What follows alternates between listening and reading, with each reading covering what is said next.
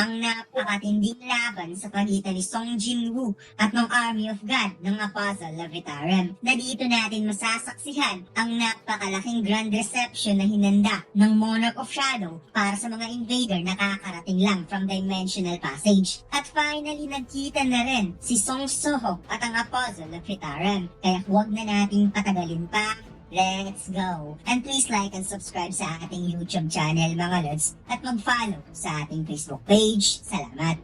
Nagsimula ang chapter na ito sa Incheon International Airport na makikita natin ang dalawang staff ng Hunter Association na nakatambay sa gilid ng airport at mayroon silang inilagay na road divider. It's turned out na ang gate na kinuha ng Apostle Levitarum sa Chivalry Guild sa huling chapter ay sa Incheon International Airport pala lumitaw. At hindi pala ito isang pangkaraniwang gate dahil ito pala ay isang red gate, kaya pala pinilit itong kunin ng Apostle dahil kapag red gate, malalakas ang monster na nasa loob nito. Nag-uusap ang tatlong staff ng Hunter Association. Nayon pa nila na sobrang napakadelikado daw ng gate na ito based sa magic power na lumalabas galing sa gate. At kung hindi kaagad masubjugate ng mga hunter ang monster boss, sa tingin nila magkakaroon talaga kaagad ng dungeon break. At kapag mangyayari daw yon dito, nag-aalala silang baka magsanhi ng matinding damage sa airport. Subalit ang tatlong nito ay kontrolado na pala ng Apostle Levitarum. Maya-maya, lumabas na ang Apostle sa gate kasama ang dalawa niyang bodyguards. Kaya sinabi ng staff na ire-report niya na sa Hunter Association na okay na ang lahat at wala nang problema. Subalit mas lalong lumakas ang surge ng energy sa raid gate at unti-unting lumalabas ang monster from dungeon. Pagkatapos ipinakita ang isang angel army na parang unti-unting nawawasak ang kanyang buong katawan at ang angel army na ito mga lads ay may pagkakahalin tulad yung form sa mga messenger of God ng absolute being, also known as Fragment of Brilliant Light. At base sa ipinapakita sa panel na ito ay mga alaala ng Apostle Levitarum, na sinasabi niya ditong ang mga nilikha daw ay ginawa upang may sakatuparan ng kagustuhan ng kanilang Diyos. Ipinaliwanag ng Apostle Levitarum na kapag ang kanilang creator ay naboboard, kailangan nilang paglabanin ng isa't isa. At kung ang kanilang creator ay may kailangan ng isang bagay, gagawin nila ang lahat para ialay ito sa kanya dahil yan ang dahilan kung bakit sila nilikha at nag-exist sa mundong ito. At kung napapansin natin dito mga lods na inireveal na sa chapter na ito ang tunay na mukha ng absolute being na gustong sakupin ang universe na ginagalawan ni Jinwoo. Ipinagpatuloy ng Apostle ang kanyang kwento na isang araw daw may sinabi ang kanyang creator na isa daw sa kauri ng kanyang creator sa ibang dimension ay namatay. Kaya ibinigay ng kanyang creator ang isang makapangyarihang cup at inutusan siyang kunin ang rights ng isang mundo na walang nagmamay-ari. Sinunod nila ang salita ng kanilang Diyos at tinipon ng Army of God, ang hindi mabilang na believers sa kanilang mundo. Kaya ang kanilang buong army ay lumipad kaagad papunta sa mundo na walang Diyos. Sa sobrang lakas ng kanilang puwersa, sinabi ng Apostle na ang kapangyarihan na kanilang dala ay lampas talaga sa kanyang imahinasyon dahil kailangan nilang i-transport ang hindi mabilang na soldier. Subalit, ang dimensional na daanan ay sobrang ikli lamang habang daladala nila ang large amount of energy. At dahil doon, ang Army of God ay nangangailangan ng mahabang oras para dumaan at makalampas sa dimensional passageway. Hindi sila sumuko at sa huli, sila ay dumating sa mundo na walang Diyos. At sa lugar na yon, nakita nila ang kadiliman. Isang pitch black darkness na ayon pa ng Apostle na napakalalim daw ng kadiliman na ito para si Sirin. At heto na nga mga lods, ipinakita si Song Jinwoo na nakaabang lang pala sa kanila at matyagang naghihintay sa pagdating ng Army of God sa ibang dimensyon at binigas ang salitang Arise, na makikitang parang nilamon ng kadiliman ng buong Army of God sa paglabas ng napakalawak na shadow. Biglang kumitim ang paligid at mayroon silang nakita na parang star na kulay asul, bagay na ikinagulat ng mga Army of God. Subalit ang star na yun pala ay ang millions of shadow soldiers ng ating bida na gusto silang palibutan upang i-corner ng buong Army of God. Sinabi ng Apostle na ang Army of Darkness daw ay nagpo-possess lahat ng tremendous strength. At makikita natin dito mga lads ang paglabas ng mga main shadow soldier ni Jinwoo, especially Billion, Vero, Igris at Tusk. Kahit nasa pinakamalayo, nagawang maibaon kaagad ni Jinwoo ang kanyang dagger sa isa sa mga Army of God at sinabi pa ng Apostle na ang darkness na ito ay sobrang nakakatakot in so many ways. Dahil kapag ang Army of God ay namatay, ay lalamunin daw ito ng kadiliman at nagiging isa sa mga shadow soldier at nagiging kalaban.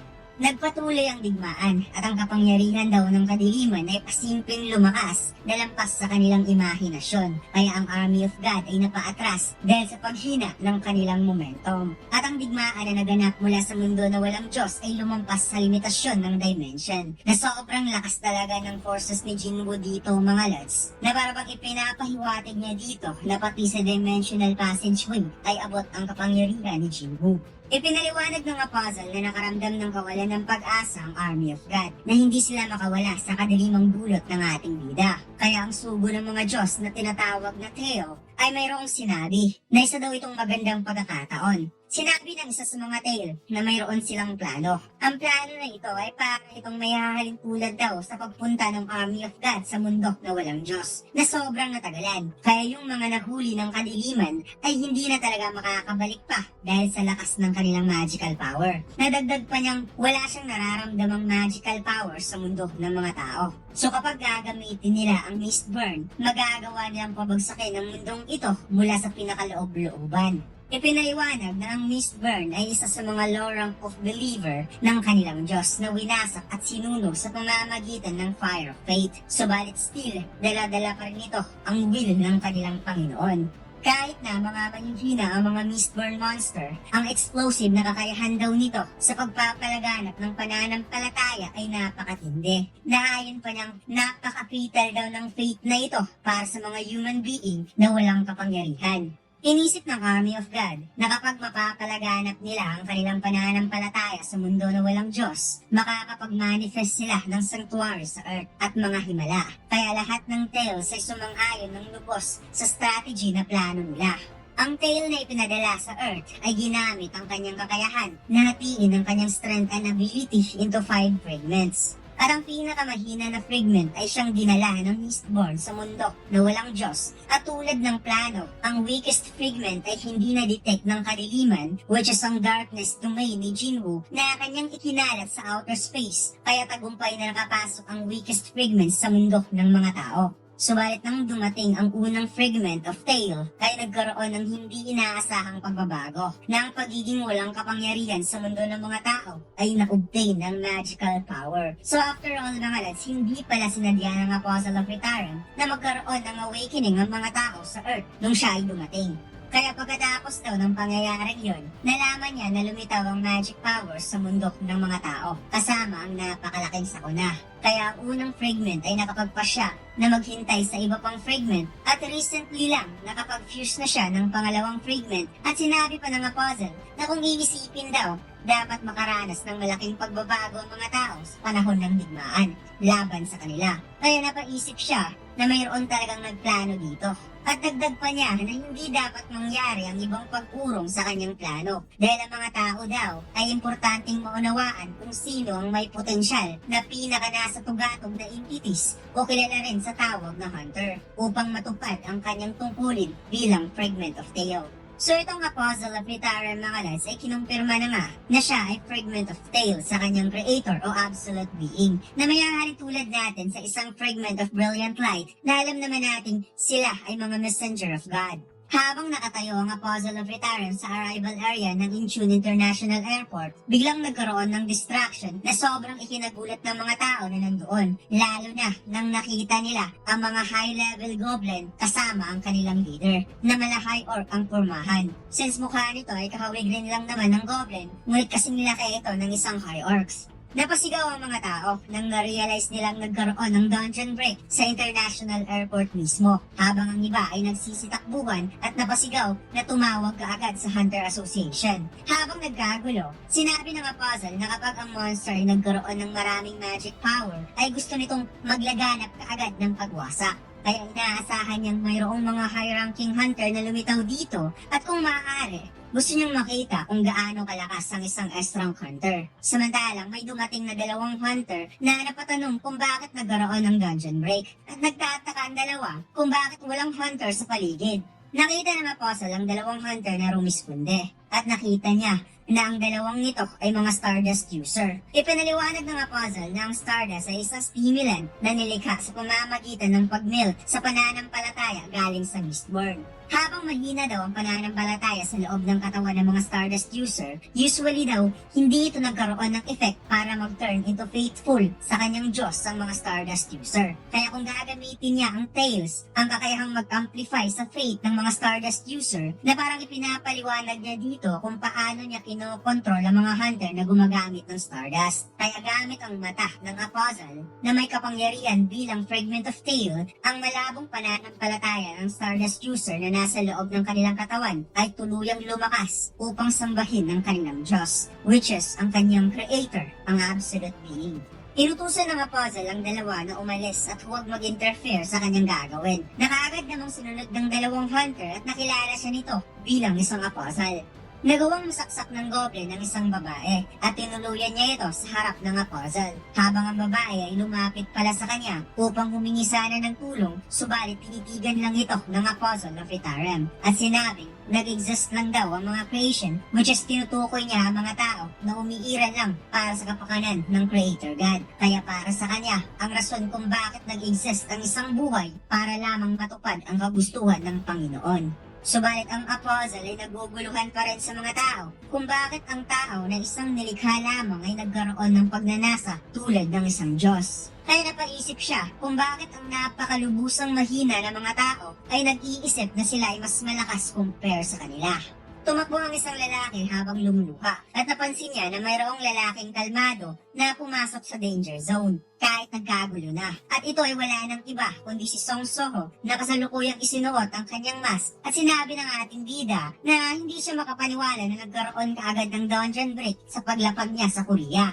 Napadapa ang isang matanda at napasigaw dahil patake na sa kanya ang leader ng mga goblins. Ngunit mabilis nagresponde ang ating bida gamit ang kanyang hikik na tumama rekta sa mukha ng monster. Sinabi ni Soho sa civilian na tumakbo na kaagad at siya na ang bahalang pumigil sa mga monster, habang nagulat naman ang Apostle of Retarem nang nakita ang ating bida. Lalo na nang tumama ang sipa nito sa mukha ng goblin at gamit ang ruler authority o simpleng tinapos ang iba pang monster using kasaka dagger. Biglang naalala ng Apostle ang sinabi ni Lee Min-song patungkol sa isang hunter na nakasuot ng black mask na siyang sumira sa Hyena Guild, kaya wala nang iba pang naisip ang Apostle na ito na ang tinutukoy ni Lee Min-song, ang Black Mask Hunter. Habang nililinis ni Soho ang mga goblin, napaisip ang ating bida kung ano ang nangyari dito. Dahil alam niya na hindi hahayaan ng Hunter Association na magkaroon ng dungeon break sa lugar kung saan magkakaroon ng napakaraming casualties. Kaya napagdesisyonan niyang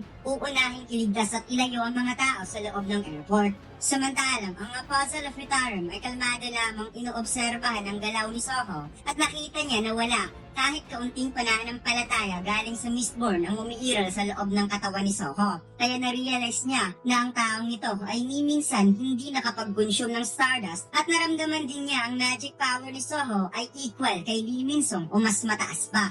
Itinuko ni Soho ang kanyang kamay sa mga bangkay upang magsagawa ng shadow extraction. Natagumpay namang na-extract ng ating bida ang tatlong goblin at kaagad niyang inutusan na tulungan ng mga taong nahihirapang makapag-evacuate palabas ng airport. Subalit ang Apostle of Retarem ay napadilat ang mata, hindi siya makapaniwala sa kanyang nakita. Dahil ang nasaksihan niyang kapangyarihan na ginamit ni Soho, kung hindi siya nagkakamali, ay ang authority na ginamit ang darkness, which is ang Shadow Monarch, kaya hindi siya makapaniwala na mayroon palang tao dito ngayon sa Earth na kayang gumamit ng authority of darkness. At na-realize din ng Apostle of Retarem na may katuturan din kung bakit inatake ng nakamaskarang ito ang Hyena Guild at sinira ang kanilang plano dahil ang taong ito ay related pala sa darkness. May biglang napansin si Soho at kaagad na gets ng Apostle na dapat muna niyang itago ang kanyang presensya sa ngayon upang hindi malaman ng taong ito ang kanyang existence. Subalit ang nakita pala ng ating bida ay ang nasa likod ng Apostle, isang napakalaking fuel pump truck na lumipad sa ere kung saan mabilis itong bumangga sa transparent glass at nagkaroon ng malakas na pagsabog.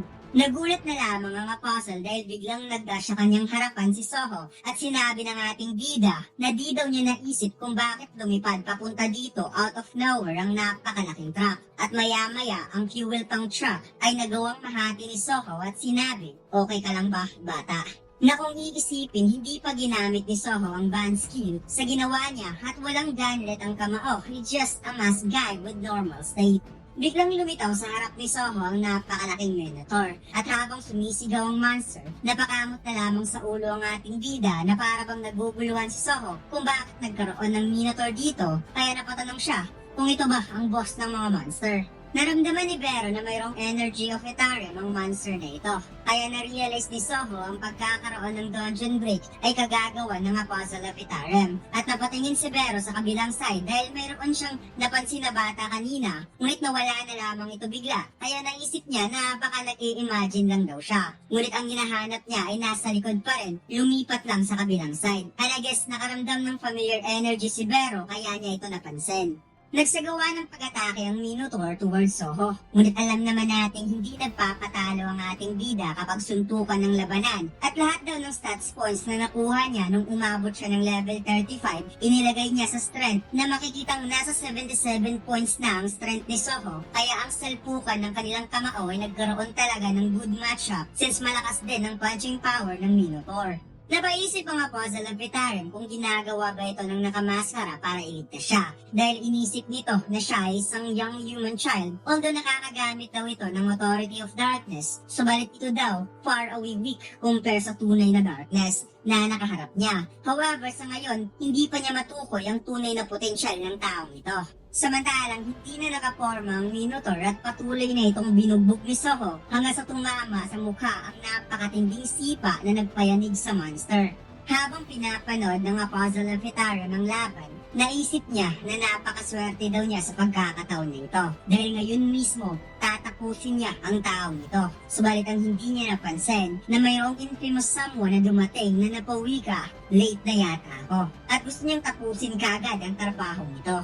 Lumalagablab at nagliliyab ang apoy sa kamay ng hunter at itinuon niya ang kapangyarihan sa mga monster upang magsagawa ng fireball magic kaya napadilat na lamang ang mata ng Apostle of Etherium sa kanyang nakita na kahit si Soho ay napatigil nang napansin ang napakaraming apoy na umuulan sa paligid. Ipinakitang nagulantang ang lahat ng goblin sa kanilang nakita at mukhang alam na natin kung sino ang hunter na ito mga lads. Walang ibang hunter na kayang gawin ng ganito kamassive na fire magic kundi si Choi Jong-in lamang, ang tinaguriang the strongest hunter in Korea bago nagkaroon ng awakening si Jinwoo at naging a strong hunter. Nakaramdam ng mala-impernong moment ang mga goblin sa tindi ng apoy at napaisip ang ating bida kung bakit bigla na lamang lumitaw ang mga fireball out of nowhere at inatake ang mga monster. Mahirap man daw paniwalaan ngunit napakarami daw monster ang namatay sa isang atake lamang. Nakita ni Soho ang hunter na siyang nagko-control sa mga apoy at na-realize niya na ang hunter na ito ay wala ng iba kundi ang strong hunter na si Choi Jong-in. Napangiti si Mr. Choi nang nakita niya ang Minotaur na nakayanan ng fireball na pinakawalan niya at na-realize niya na mukhang matigas talaga ang monster na ito. Kaya sa pagkakataon daw na ito kung saan parang may inipon na apoy sa dalawang palad ni Choi Jong-in at unti-unti niyang hinila ang isa niyang kamay na para bang gagawa siya ng creation magic bow with flame arrow towards Minotaur ngunit hindi nagpatinag ang monster dahil bigla itong tumalon upang magsagawa ng pag-atake kay Choi Jong-in. However, parang hanggang dito lang magtatapos ang buhay ng monster na ito sa lakas ng flame arrow na makikitang sapol sa kanyang muka ang atake nito. Tumagos sa gusali ang atake sa sobrang lakas ng flame arrow at di ko naisip na ganito kalakas ang atake nito dahil literal talagang tumalsik sa napakalayo ang Minotaur na para bang binala siya ng kanyon. Kala ko masusunog lang siya. Ipinakitang nagkaroon ng malaking butas ang gusali at unti-unti niyang inapula ang apoy sa paligid kaya napawaw ang mga tao nang nakita si Choi Jong-in na isa talagang maaasahang hunter. Napansin niya na parang biglang nawala ang batang nakita niya kanina at nagtataka siya kung bakit ang hunter na nakipaglaban nung hindi pa siya dumating ay bigla na lamang umalis at hindi man lang siya pinasasalamatan. Samantalang si Soho ay napabuntong hininga at nagpapasalamat siya na dumating si Choi Jong-in dahil nagkaroon siya ng chance na makatakas upang hindi ma-expose ang kanyang identity. Naisip rin ni Soho ang pagiging active ngayon ng Apostle of Itarim at gumagawa ito ng hakbang na hindi napapansin. Kaya di talaga siya makapaniwala na inatake nito ang mga sibilyan sa lugar kung saan maraming tao. Ipinakitang unti-unting bumabalik sa normal ang pulang kalangitan dahil sa ataking ginawa ni Choi Jong-in. At pagkatapos, lumipat ang eksena sa gusaling pinagtatagpuan ng Apostle na para bang siya ay napamuni-muni at inisip pa rin ang nangyari kanina. Napansin niya na may gate na biglang lumitaw sa tabi niya at nagkaroon nito ng napakaliwanag na ilaw sa gitna at bigla itong nagsalita ng wikang long time no see, second fragment. Sinabi ng Apostle na sa wakas dumating na ang pangatlong fragment at bago niya ibigay ang katawan na ito, gusto niya munang bigyan ng kaunting briefing ang third fragment na ang mga tao ay mayroong tinatawag na hunter. Ito daw ay mga living organisms sa mundo na nagpopossess ng magic power at mayroong mga nilalang na kilala bilang a strong hunter na nagpopossess ng immense magical power at dapat silang mag-ingat sa mga hunter na ito at mayroon ding variable na dapat nilang ma-eliminate kaagad. Pinatigil ng third fragment ang second fragment sa pagsasalita at sinabi na titingnan niya ang memory ng katawan pagkatapos niya itong ma-obtain at ang ibang mga detalye. Sa ngayon tapos na daw ang duties ng second fragment at oras na para i-absorb niya ang second fragment base sa kanilang naging plano. Hindi nakasagot ang second fragment na para bang napakalalim ang iniisip niya kaya napatanong ang third fragment kung ano ang problema ng second fragment. Nasagot naman ito, wala lang naman. Iiwan niya na ang lahat sa third fragment. Paliwanag niya na nakaramdam siya ng kalungkutan dahil mawawala siya sa mundong ito bilang may panibagong personalidad na magte-take over sa kanya. Subalit hindi naman daw nakakatulong ang feelings na to dahil after all, ang pagtupad ng kagustuhan ng kanyang Panginoon ang pinaka-top priority sa lahat dahil ang lahat ng ito para sa kapakanan ng kanilang Creator kung saan kinuha ng Apostle ang pangatlong fragment at ipinasok sa loob ng kanyang katawan na makikitang nagkaroon ng napakalakas na liwanag na kahit sa labas ng gusali, umapaw ang liwanag ng Pasko. Liwanag ng third fragment. Nagkaroon ng itim na usok na parang naghalo ang pula at dilaw na mana sa paligid kung saan ipinakita ang dalawang paa ng Apostle na tuluyang lumaki at naging binatilyo na parang nasa around 20 years old ang edad ng Apostle of Itarim. Sinabi ng Apostle na ito pala ang memory ng second fragment at ang tinukoy daw nito na isang variable na dapat tapusin ay nakita niya na at hindi niya inaasahan na mayroong isang being na capable sa paggamit ng same authority as darkness. Kaya napagtanto niya na ang desisyon ng second fragment ay mali para sa kanya dahil sayang lang daw kung tatapusin niya ang taong yon kung pwede naman daw niya itong gawing alagad at kapag nagawa niya itong makontrol kahit ang mga patay pa mismo makokontrol na rin niya. Pagkatapos, lumipat ang eksena kung saan gabi nang nakauwi si Soho sa kanilang bahay at makikitang pagod na ang ating bida dahil ikaw ba naman ang sasalubungin ng mga malalakas na monster sa airport at kakagaling mo lang sa field type pyramid dungeon. Kaya napatingala na lamang si Soho habang humihinga ng malalim sa sofa.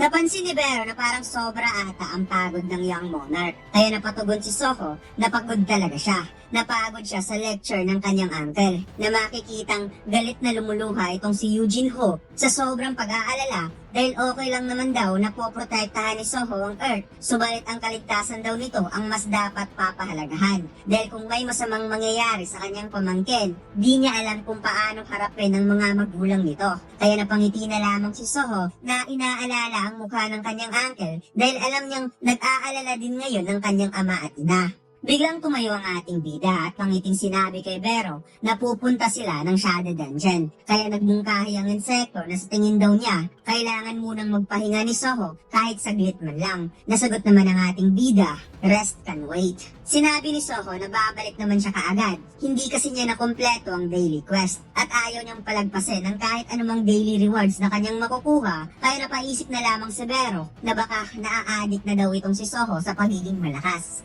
Pagkatapos, lumipat ang eksena sa loob ng Shadow Dungeon kung saan napadilat ang mata ng ating bida at wala siyang ibang nasabi kundi what. Dahil tapos na daw ang kanyang daily quest at sinabi ng system na tinalo na daw niya ang lahat ng natirang monster sa loob ng Shadow Dungeon kaya siya ay napatanong kung ano ang nangyayari dito. Tahimik lang si Lady Ethel, habang si Gray tahol ng tahol na para bang nagsusumbong. Ngunit ang pinakasalarin sa lahat ay itong si Amot, dahil buong gabi palang pinatay ni Amot ang lahat ng goblin sa loob ng Shaded Dungeon. Napaliwanag naman niyang nilinis lang naman daw niya ang lahat ng nakikita niyang loathful servant ni Tarnak sa tirahan ng Young Monarch. At bilang pangako niya sa Young Monarch, wala daw siyang pinatay na tao. Napahawak na lamang sa ulo si Soho na para bang nagluluksa ang tatlo kasi dahil daw sa ginawa ni Amot ang kanyang growth ay babagal. Since pinatay ni Amot ang lahat ng monster, hindi niya na magagawa ang kanyang daily quest. Bagay na nagbigay ng katanungan sa isipan ni Amot. Sinabi ni Amot na kung gustong lumakas ng Young Monarch ay kaya niya itong bigyan ng training kung saan parang nabuhayan ng loob ang ating bida at dagdag pa ni Amot, hindi din daw siya malakas nung una kaya alam niya kung paano lumakas kaya bibigyan niya ng training ang Young Monarch upang lumakas. Biglang nag-notify ang system na mayroong quest na dumating, isang daily quest preparation to become stronger. At tinanong ang ating bida kung tatanggapin ba niya ito. Kaya hindi nagdadalawang isip si Soho na tanggapin ng quest at nagpasalamat kay Amot at aasahan daw niya ito. Umilaw ang status window at nakita ng ating bida ang 100 push-ups, 100 sit-ups, 100 squats at 10 kilometers run. Kaya napatanong siya kung ito ba ang training na gagawin niya, na para bang nadadalian lang si Soho sa training na ito. Ngunit sinabi ni Amot na hindi pa yan sapat dahil kailangan daw siyang kargahin ni Soho sa likod habang ginagawa ang lahat ng ito.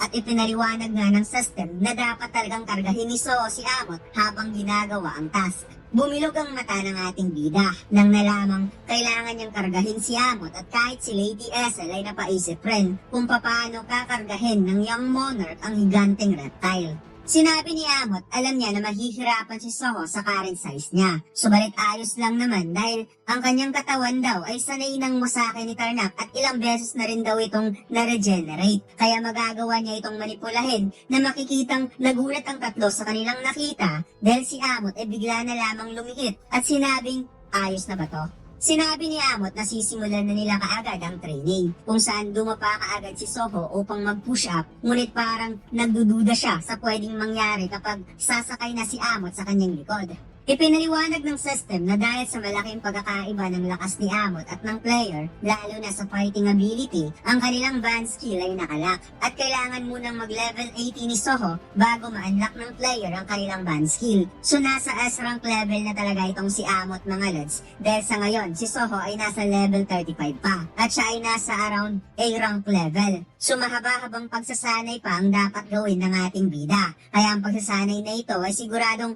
bibilis talaga ang kanyang pag-level up. Subalit hindi nga nagkakamali ng expectation si Soho dahil siya ay bumaon sa ground nang umupo si Amot sa kanyang likod. Kaya napa-oops na lamang ang reptile dahil nakalimutan daw niyang sabihin na kaya niyang palitin ng kanyang katawan ngunit hindi nagbabago ang kanyang bigat. Sobrang nag-aalala ang tatlo habang tinitingnan ang sitwasyon ni Soho. Ngunit ang mukha ni Bero ay hindi yata nag-aalala. Parang galit na ata ang insekto. Pinilit ni Soho na i-push ang sarili. Ngunit nararamdaman niyang parang mapupunit ang kanyang braso sa sobrang bigat ni Amot. At sinabi ni Amot na alam naman niyang mahirap ito para sa Young Monarch. Subalit kailangan kumapit ni Soho upang magkaroon ng breaking down at regeneration sa katawan dahil ito lang daw ang natatanging paraan na alam niya upang lumakas ng mabilis.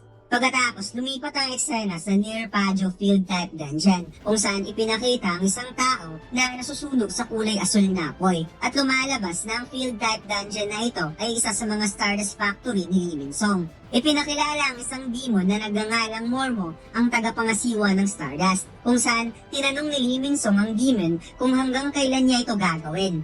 Sinabi ng demonyo na nanumpa daw itong si Lee Min-song na maging parte dito dahil ang kanilang maruming buhay ay iniligtas daw ng The Chosen One. Hareges ang Chosen One na tinutukoy niya dito ay ang Apostle of Itaran. Kaya parang nainsulto itong si Lee Min-song nang narinig ang salitang maruming buhay kung saan bigla niyang pinatamaan ng dagger ang baba nito kaya tumalsik ang mga naputol na tentacle sa baba ng demonyo. Nagalit si Lee Min-song dahil kinumpara daw ng demonyo ang kanyang buhay sa buhay ng isang monster. Kaya binalaan niya itong patayin kung uulitin ang mga sinabi. Tinanong ni Lee Min-song kung nasaan na ang bata dahil malapit na daw bumalik sa Korea si Lim Taegyo. Kaya inutusan niya ang demonyo na tanungin ang bata patungkol sa ipinangako nito sa kanya. Nasagot naman ng demonyo, abala daw ngayon ang apostle. Ibinigay ng demon kay Lee Min-sung ang stimulant stone at tinanong siya nito kung bakit hindi ito gumagamit ng stone since gusto palang lumakas ni Lee Min-sung. At naalala niya ang The Chosen One na siyang nagligtas sa kanya nung winasak ng Shadow Monarch ang Demon Realm habang siya ay tumatakas sa Dimensional Crack. Kaya sobra ang kanyang pasasalamat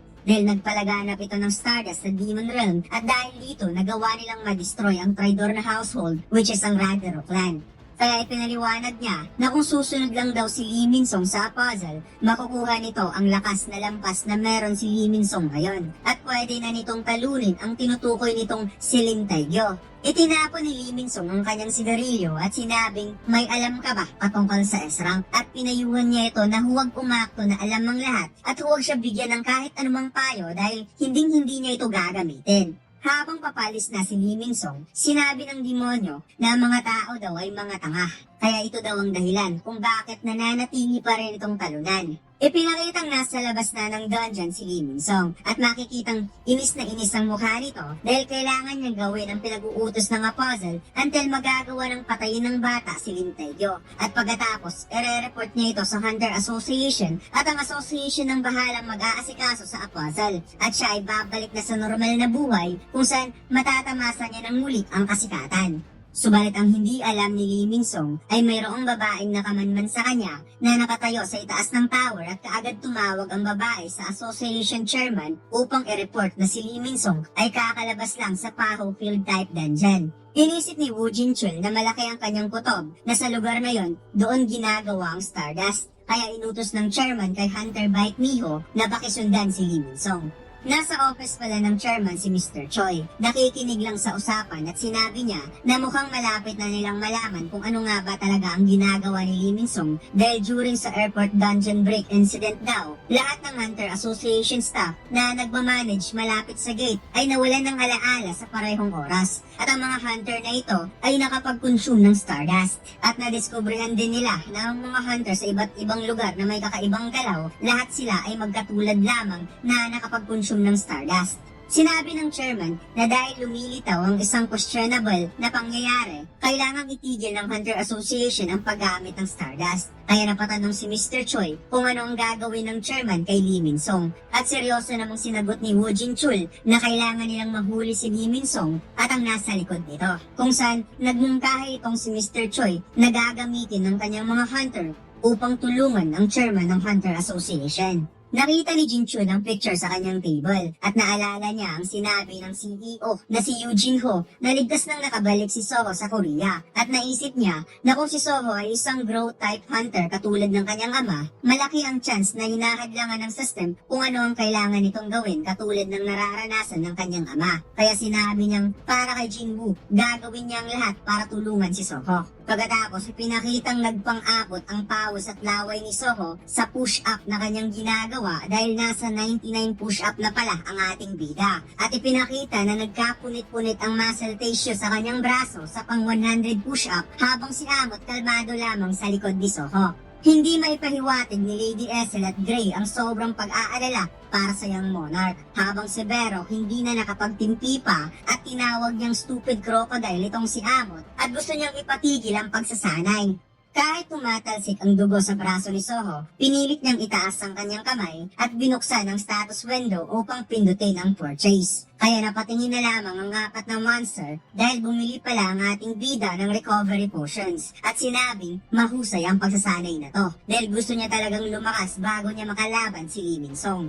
Kaya napangiti na lamang si Master Amot nang sinabi ni Soho na mayroon pa silang task na gagawin. At ipinakitang batak na itong si Soho mga lods. Sobrang bilis ang paglaki ng muscle sa kanyang braso. At may kukumpara mo talaga ang katawan niya kanina na parang binibuild up talaga ang katawan ni Soho based sa kanyang fighting style. Which is mostly gumagamit siya ng kamao at mukhang pangbugbugan talaga ang katawan na to. Nagsimula ang chapter na ito kung saan napahawak bibig na lamang itong si Lady Essel habang nakikita ng dalawa si Soho na bumibilang sa pang 22 repetition sa kanyang setups. At ang ikinasorpresa ko dito mga lods ay itong si Amot na kaya pa pala niyang paliitin ng maigi ang kanyang katawan upang makapag-perform si Soho ng setups habang siya ay binubuhat. Ipinakitang duguan na naman ng ating bida dahil sa sobrang intense ng kanyang training na hindi nakakayanan ng kanyang katawan kaya hindi talaga maiiwasang magkaroon ng napakaraming potions barrel upang maibalik kaagad ang kanyang nawalang health points.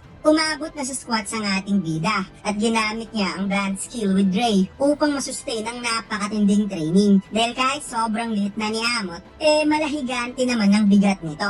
Kaya yung battle ng health potions ay mas lalong dumami hanggang sa tumakbo na nga itong si Soho na parang daladala niya ang bigat ng buong mundo. Kaya di mapigilang magpang-abot ang luha at pawis ng ating bida habang siya ay tumatakbo.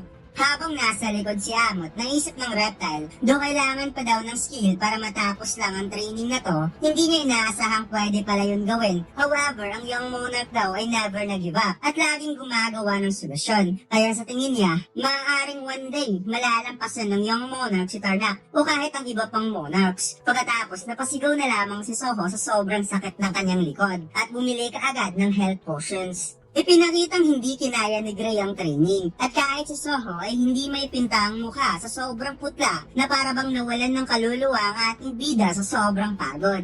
Nag-notify ang system na dumating na ang reward ni Soho sa daily quest niya ngayong araw. Kaya naputugon nitong si Vero na sa wakas tapos na ang training. Subalit kahit hindi na halos maigalaw ang katawan ng ating bida na parang dumikit na ang katawan nito sa floor, pinilit pa rin niyang pindutin ng accept reward. Na habang ginagawa daw niya ang malaempernong pagsasanay, hindi naman daw ito big deal sa kanya. Kasi dahil sa nabibigay nitong reward, nagawa niyang makapag-level up at ang kanyang endurance and strength ay mas lalong tumaas. Hindi niya alam kung mas mabisa ang pamamaraan na ito, subalit kung magagawa niya ang daily quest na hindi nahihirapan, well sigurado siyang mabilis talaga siyang lalakas. Kaya kahit nanginginig ang kanyang kamay, napathumbs up pa rin siya kay Amot at aasahan daw niya ito bukas. Bagay na sinangayunan naman ng reptile monster. Pagkatapos ipinakitang hawak-hawak ni Vero ang kumot at lumalabas na nakauwi na ng bahay si Soho at nakatulog ito kaagad. Kaya napapansin ng insekto na parang umuwi na lamang ang young monarch upang magpahinga. Ngunit para sa kanya, sa araw na to, mahusay daw ang ginawa ng young monarch. Kaya oras na para siya naman daw ang mag-relax at mag-me time, kaya manunood na lamang siya ng TV shows.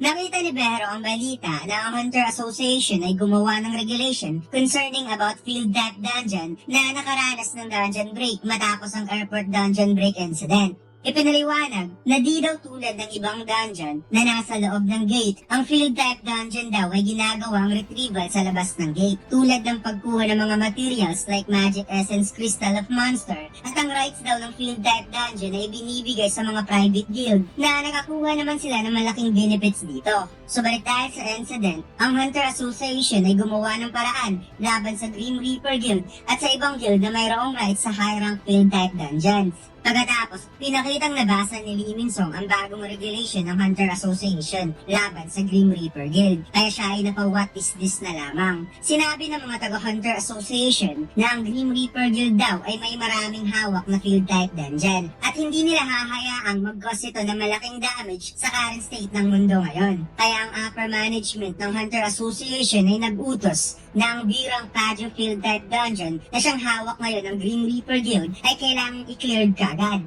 At dagdag pa nila na mukhang more than half year nang hindi gumagawa ng Hunter Works itong si Lee Min-sung. Kaya kailangan ito mag-participate sa Padyo field type dungeon raid kung gustong manatili ang Hunter license ni Lee Min-sung. Tumaras ang pawis ni Lee Min-sung at napaisip na sigurado siyang ginawa ito ni Chairman Wu upang siya ipigain at hindi siya makapaniwala na ang pinakamalaking factory pa talaga ang hinahabol pa ngayon ng chairman sa daming field type dungeon na nag-i-excess na hawak nila. Kaya naisip niyang hindi tanggapin ang proposal na ito kahit makakalaban niya pa ang Hunter Association.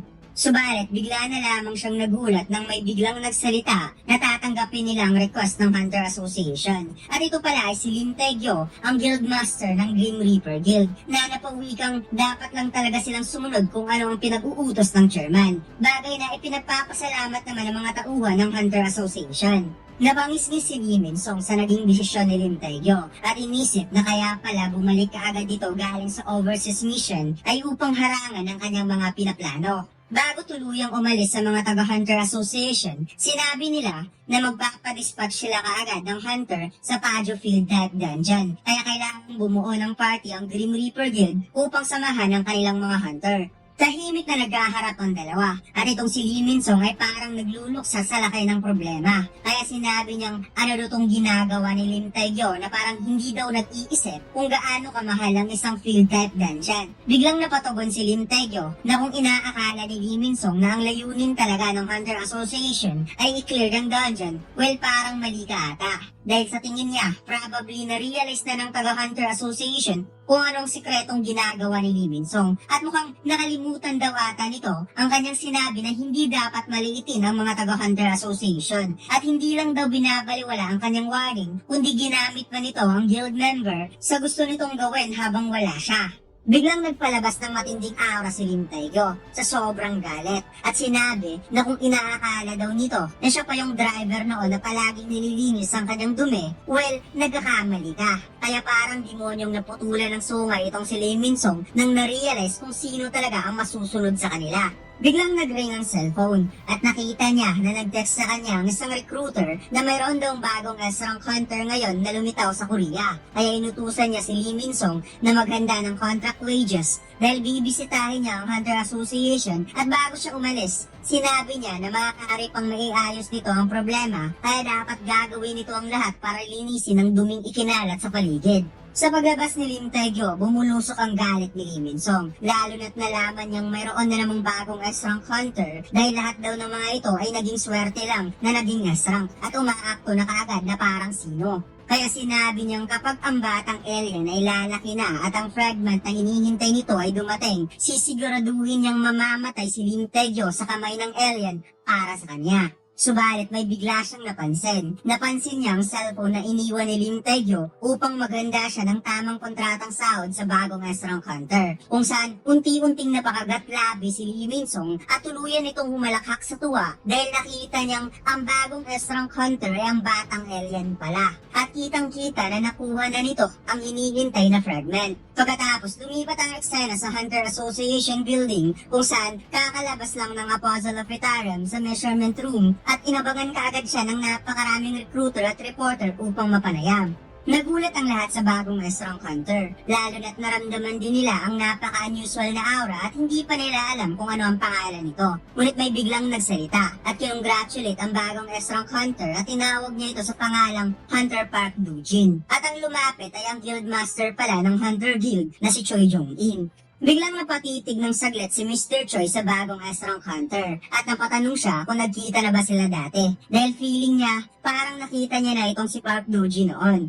Sagot ng apostle na mukhang hindi pa sila nagkita dahil di rin niya kilala kung sino ang kaharap niya ngayon. Kaya humingi ng apology si Mr. Choi dahil nagkamali lang siya, baka ibang tao lang yung nakita niya. At kaagad niya itong inoferan ng signed contract for Hunter Guild. Subalit nagpasalamat ang apostle sa proposal ng Guild Master dahil mayroon na siyang guild na napili na gusto niyang signan ng contract kaya hindi siya pwede sa Hunter Guild. Ipinakitang nagmamadaling naglalakad papasok sa Hunter Association si Lim Tae-gyo at nagtatanong kung nakaabot pa ba siya sa bagong S-rank hunter kung saan nagulat ang lahat sa pagdating ni Lim Tae-gyo habang siya ay papasok dahil ang apostle ay nakaturo sa kanya na parang sumakto lang ang pagpasok niya sa pagtanggi ng apostle dahil ang tinutukoy niyang guild ay ang Grim Reaper Guild. Pagkatapos makalipas ang isang linggo, naganap na ang Pajo Field Type Dungeon Raid at makikita ang factory na ito ay may malaking butas sa gitna. Ipinakita ang isang babaeng palangiti na kumakamot pa sa kanyang ulo habang sinasabi na nandito daw siya para mag-join sa Pajo Field Type Dungeon Raid dahil nag-request sa kanya ang Hunter Association at nagpakilala ang napaka-adorable na babae na siya si Baek Miho from White Tiger Guild, isang A-rank hunter.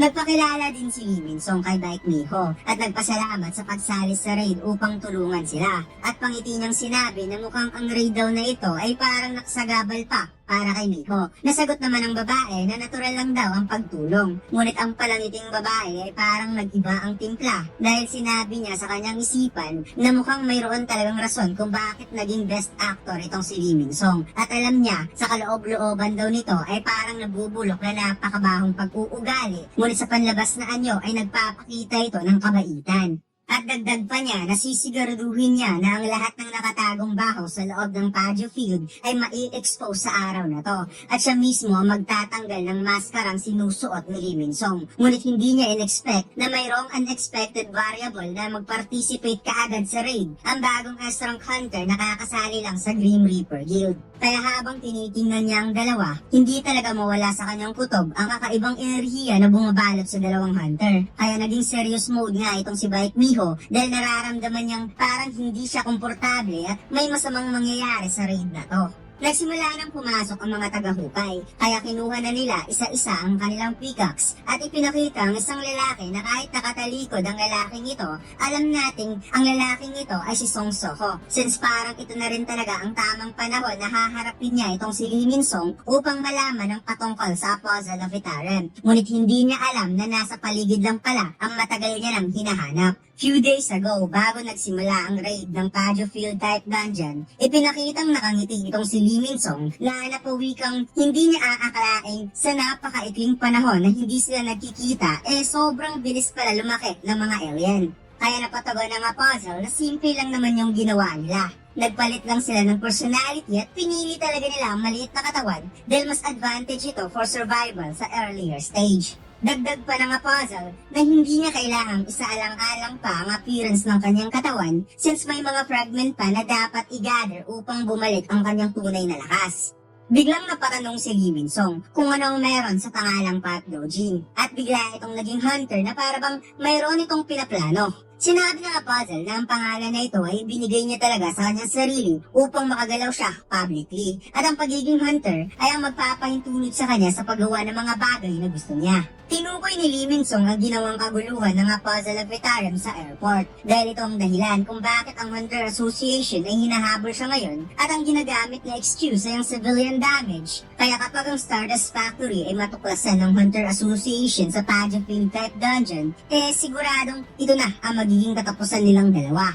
Inilagay na nga puzzle ang kanyang mainit na tsaa sa maliit na platito at sinabing huwag kang mag-aalala, Lee Min-song, dahil sasali ako sa raid ng Grim Reaper Guild upang maiwasan ang mga pwedeng mangyari at ang lahat ng hunter na sasali sa raid party ay gagawin niyang believers. Kaya kahit makita pa nila ang factory, hindi nila ito maaalala. Napasmirk si Lee Min-song sa panimulang plano ng Puzzle of Itaran. Ngunit tinanong niya ito kung kaya ba nitong talunin si Lim Taegyo na isang Estrang Hunter. Kaya nag-gets ng puzzle na tinukoy nito ang kanyang ipinangako. Ngunit makikita sa mga mata ng puzzle na mayroon itong na-realize na pagkatapos daw niyang makilala si Lim Taegyo, sigurado siyang kapag maglalaban silang dalawa, subalit biglang pinutol ni Lee Min-song ang kanyang pagsasalita dahil wala daw siyang pakialam kung mamamatay man ang dalawa basta matupad lang ang pinangako nito sa kanya. Pagkatapos, lumipat ang eksena sa office ng chairman, kung saan napaisip itong si Woo Jin-chul sa magaganap na raid sa Paju Field type dungeon at ang koneksyon ni Lee Min-song sa Stardust dahil kailangan talaga nila makakuha ng solidong ebidensya sa raid na to. At wala naman daw dapat ikabahala patungkol sa pagsasaalang-alang sa mga hunter na kasama sa raid dahil malaki ang kanyang tiwala kay Baek Miho na isang Aerong hunter at in case kapag magkakaroon talaga ng emergency, nandiyan naman daw si Hunter Choi Jong-in na handang tumulong at iba pang Estrang hunter na nakastandby. Naisip rin ni Chairman Woo Jin-chul ang bagong Estrang Hunter na bigla lang lumitaw na si Park Do-jin na isa itong unpredictable variable. The fact na sumali ka agad dito sa Grim Reaper Guild nung simulang planuhing i-raid ang Paju Field type dungeon kaya sa tingin niya, sa sitwasyon na ito ay favor talaga kay Lee Min-song. At mayroon pang isang bagay na nagpabagabag sa kanya. Ang pag-join ni Soho sa excavation team. Nagtataka siya kung isa lang itong coincidence or tinadhana. Kaya inaprubahan niya ang participation ni Soho. Subalit di niya alam kung tama ba ang desisyon na to at kung parte ito sa mga plano para kay Soho, well, wala siyang magagawa kundi kailangan niya itong tulungan.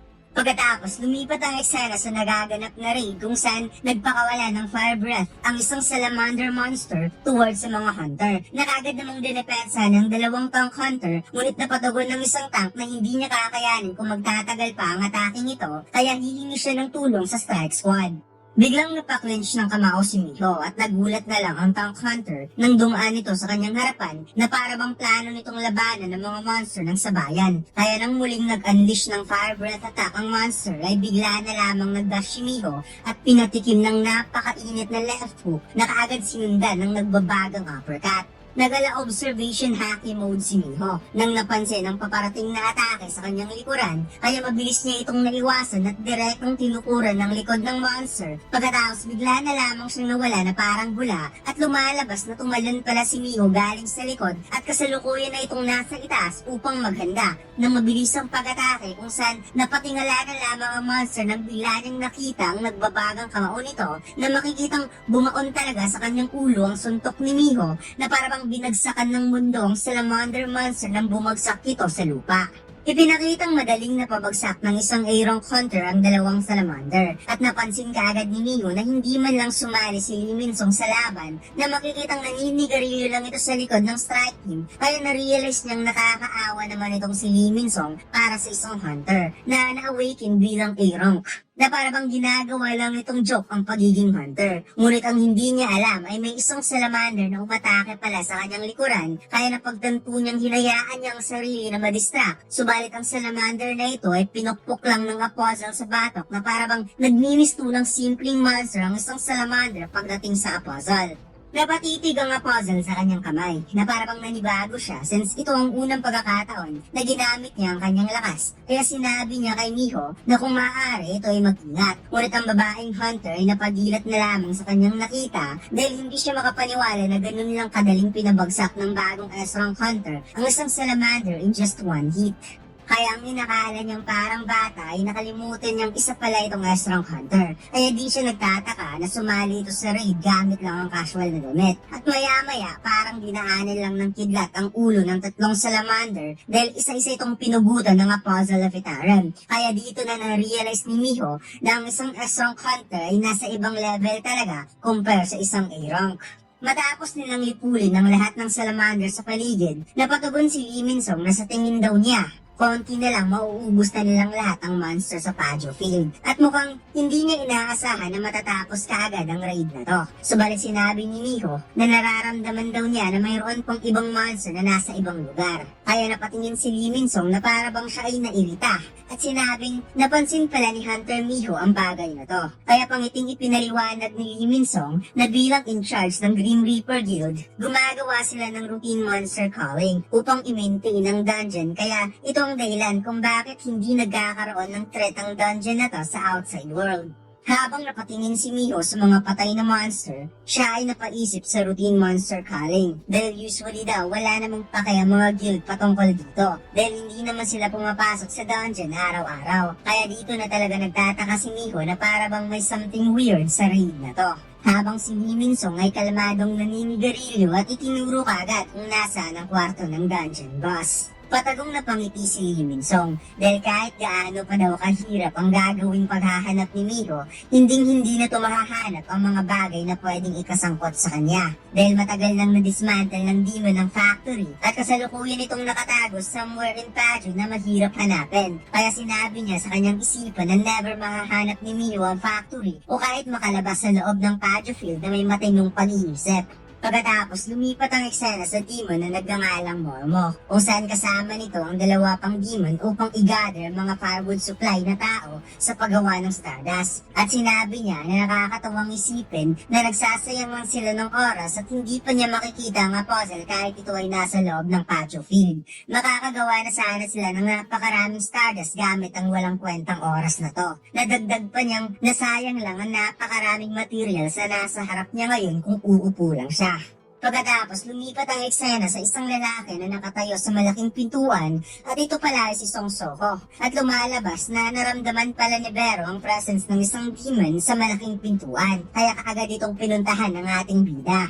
Unti-unting binuksan ni Soko kung saan nagulat na lamang si Mormo nang may biglang nagbukas sa pintuan. Kaya nang tinanong niya kung sino ang pumasok, di pa siya tapos sa pagsasalita, pinakain kaagad siya ng matinding strike punch ng ating bida. Napatitig si Soho sa kanyang nasaksihan sa loob ng kwarto at hindi makapaniwala si Vero sa kanyang nakita dahil pinalipad lang naman ni Soho ang isang demon sa isang atake lamang at mukhang ang daily quest daw ng tangang crocodile ay nag-pay off talaga para sa young monarch. Naisip ng ating bida na ang mga taong nakatayo ngayon ay wala sa katinuan. Bagay na nagpa-realize sa kanya na ang Padre Field ay isa talagang Stardust Factory. Ngunit biglang nagsalita ang demon na si Mormon na hindi daw niya inaasahan na ang taong binanggit sa kanya ng apostle na siyang naging hadlang sa kanilang mga plano ay pumunta talaga dito sa Padre Field. Kung saan unti-unting lumalabas sa mga naglalakihang galamay ni Mormon at ito ay lumaki. Kasi ito ay parang naging isang giant humanoid octopus at sinabi nitong finally mabibigyan niya ng isang magandang handog ang Apostle of Itaran. Nagsimula ang chapter na ito kung saan patuloy na naghuhukay ang excavation team at nagre-reklamo nga sila dahil parang walang katapusan ang paghuhukay nila ng Essence Stone. Kaya sila ay napatanong kung paanong hindi ito na-accumulate ng Grim Reaper Guild since ang dungeon na ito ay minamanage ng isa sa pinakamalaking guild. Kaya muli na naman silang napaisip na baka mayroong ibang paraan para pagkakakitaan ng dungeon na ito aside sa pag-accumulate ng mga magic crystals.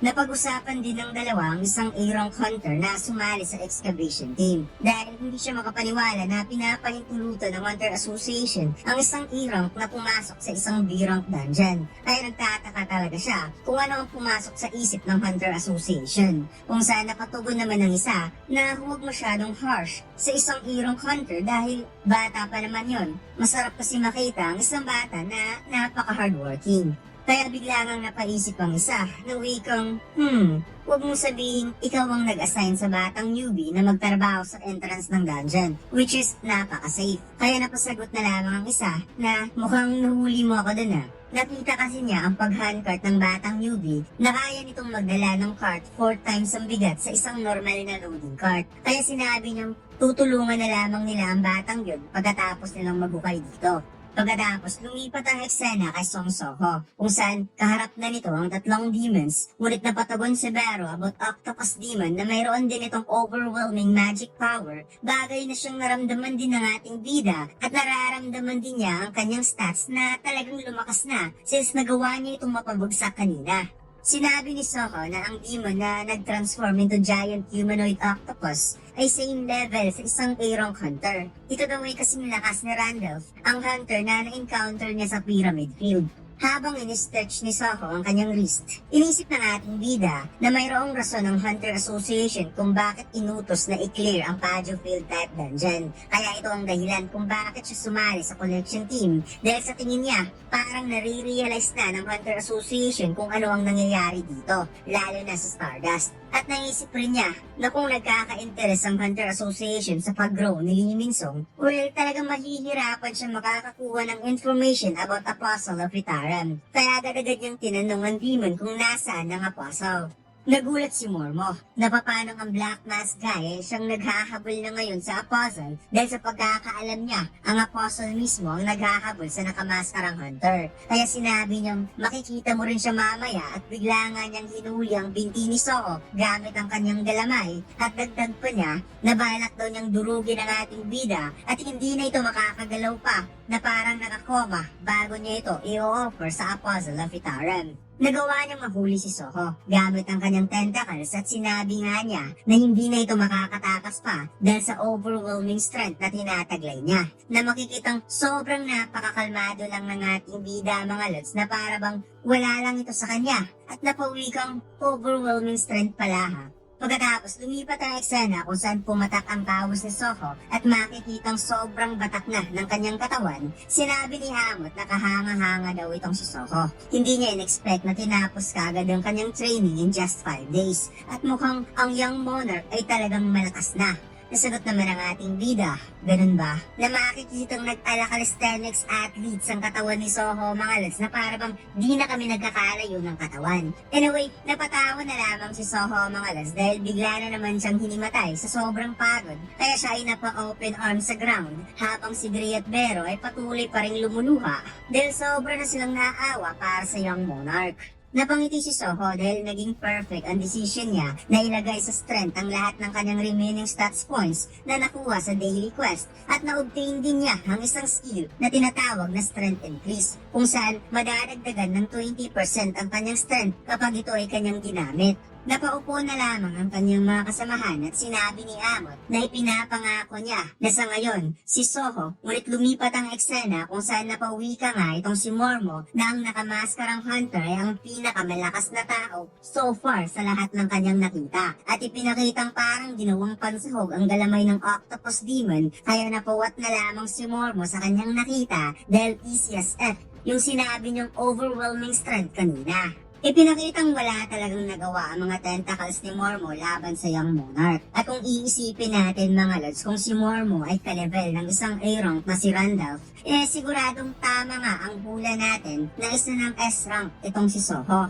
Biglang nag-ala observation haki mode si Soho at lumalabas na ang strength ng ating bida ay nasa 120 points na pala, kaya di talaga uubra ang strength na ipinagmamayabang ni Mormo sa kanya at bigla na lamang nag-dash si Soho at direktang inatake ang dalawang frontliner demon gamit lamang ang spearhead attacks at isa pang simpleng uppercut sa nguso ng isa pang demon.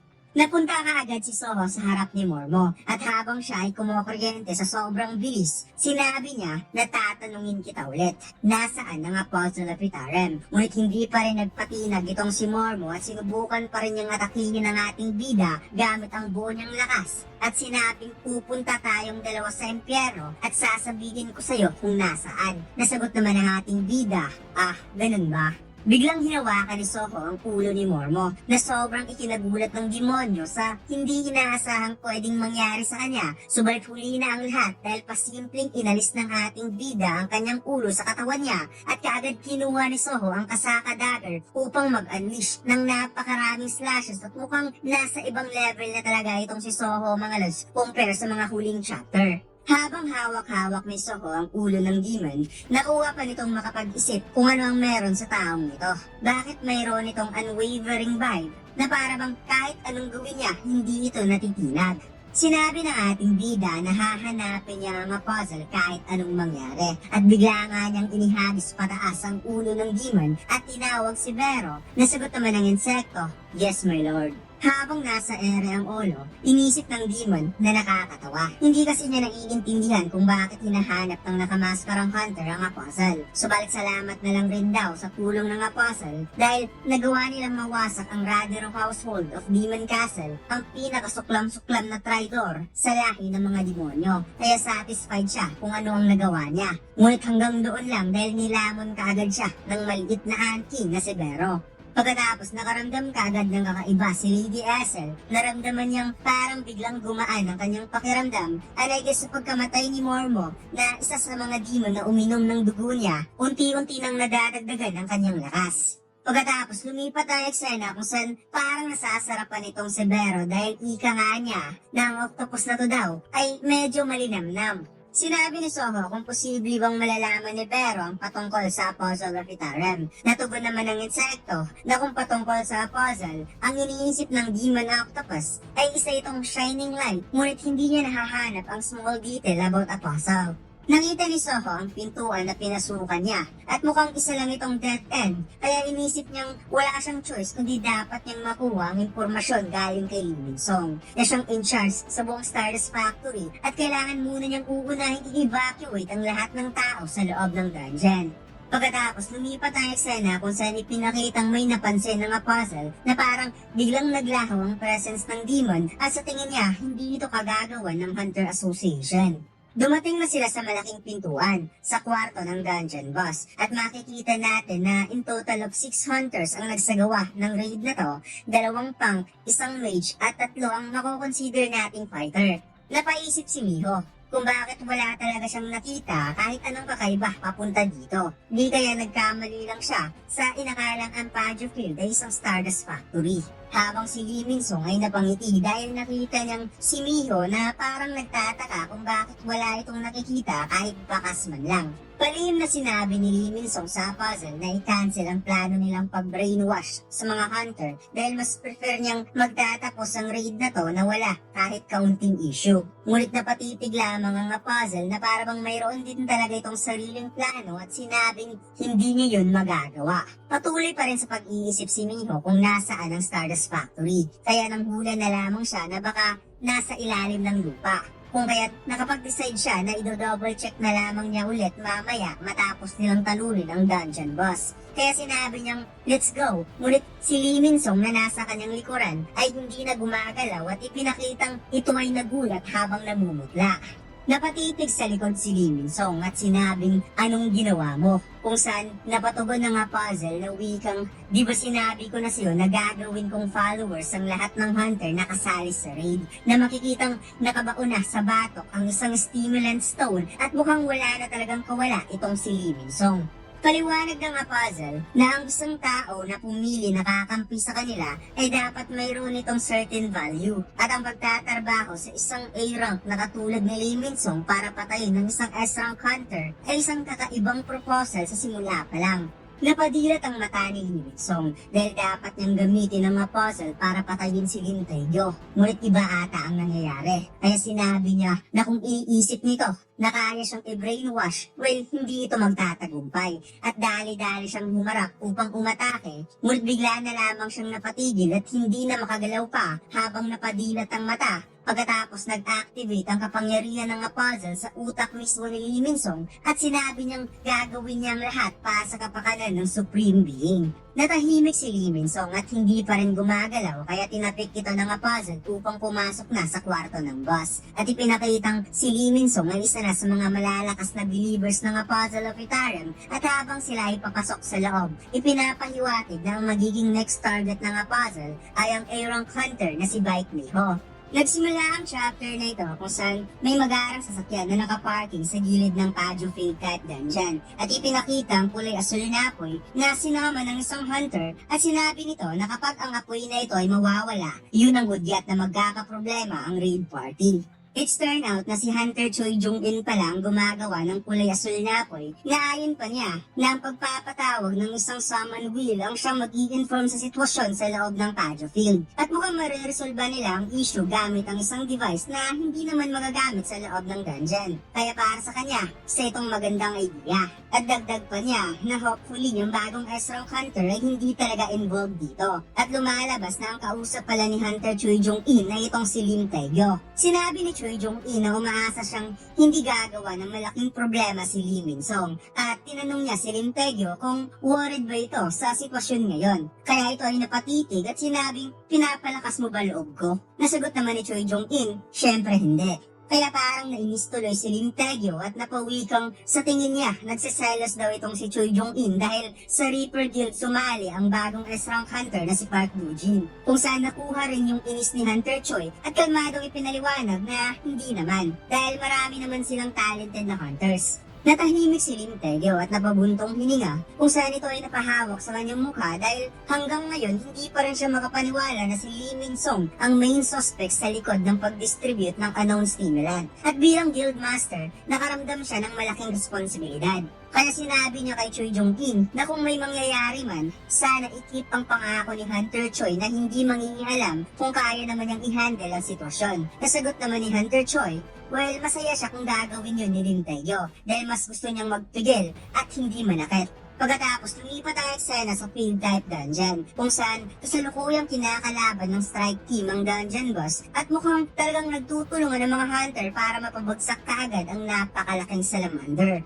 Ipinakitang nagbuga ng massive fire breath ang dungeon boss, kaya patuloy pa rin dinipensahan ng tank ang mga pag-atake at hindi pa rin nila totally na-handle ang sitwasyon. Ngunit itong si Lee Min-sung ay mabilis na tumakbo towards boss, dala-dala ang kanyang dagger, bagay na napansin ni Baek Miho habang ang Puzzle of Itarum ay kalmado lamang na nakatayo sa likod ng strike team. Sinabi ni Baek Miho sa kanyang isipan na umaacting talaga na S-rank hunter itong si Park Doo-jin sa pamamagitan ng pagpapaubaya sa ibang hunter na magtrabaho. Subalit kahit isa pa itong S-rank hunter, sila pa rin ang seniors dito. At wala siyang idea kung ano ang nangyayari ngayon kay Lee Min-sung dahil mula nung pumasok sila sa kwarto ng boss, ay talagang lumalaban ito ng gusto.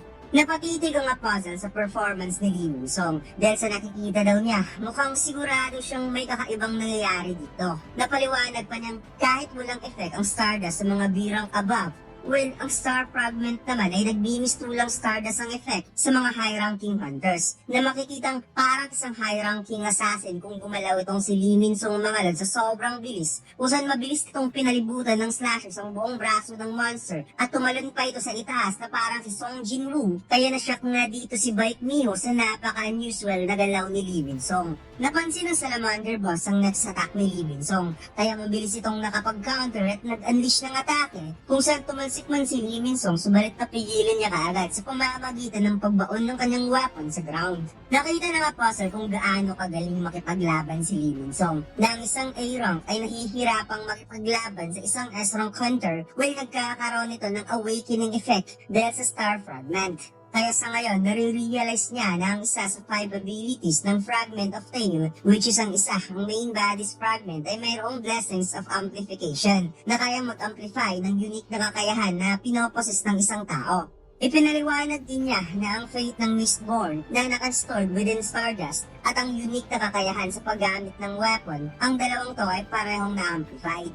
Ang unique na katangian na merong si Lee Min-sung na na-amplified ay ang magic power. At ang unique na katangian sa paggamit ni Lee Min-sung ng weapon, which is ang slash power, na pinoposes nito ay na-amplify din. Kung kaya't parang na-excite ang Apostle dahil matapos matanggap ni Lee Min-sung ang blessings, ipinakitang parang naabot na nito ang inaasam-asam na level, ang rank ng isang S-rank hunter na desperado nitong makuha. Nagsagawa ng pagsalakay ang dungeon boss towards Lee Min-sung. Ngunit ang ataking ito ay parang dito na ata magtatapos dahil nag-charge up nga itong si Lee Min-sung at nagpalabas ng matinding mana na parang ipinapakita na talagang nag-amplify ang kanyang magical power dahil sa star fragment na mas lalong pinasigla ang kanyang lakas. Kaya nang pinakawalan niya ang napakatinding atake, talagang tumagos sa katawan ng monster ang kanyang kapangyarihan to the point na nagkaroon talaga ng malaking butas sa kwarto ng dungeon boss. Na kahit ang dalawang S-rank hunter na nasa labas ng field dungeon ay nasaksihan ang napakalakas na explosion na nanggagaling sa loob ng field.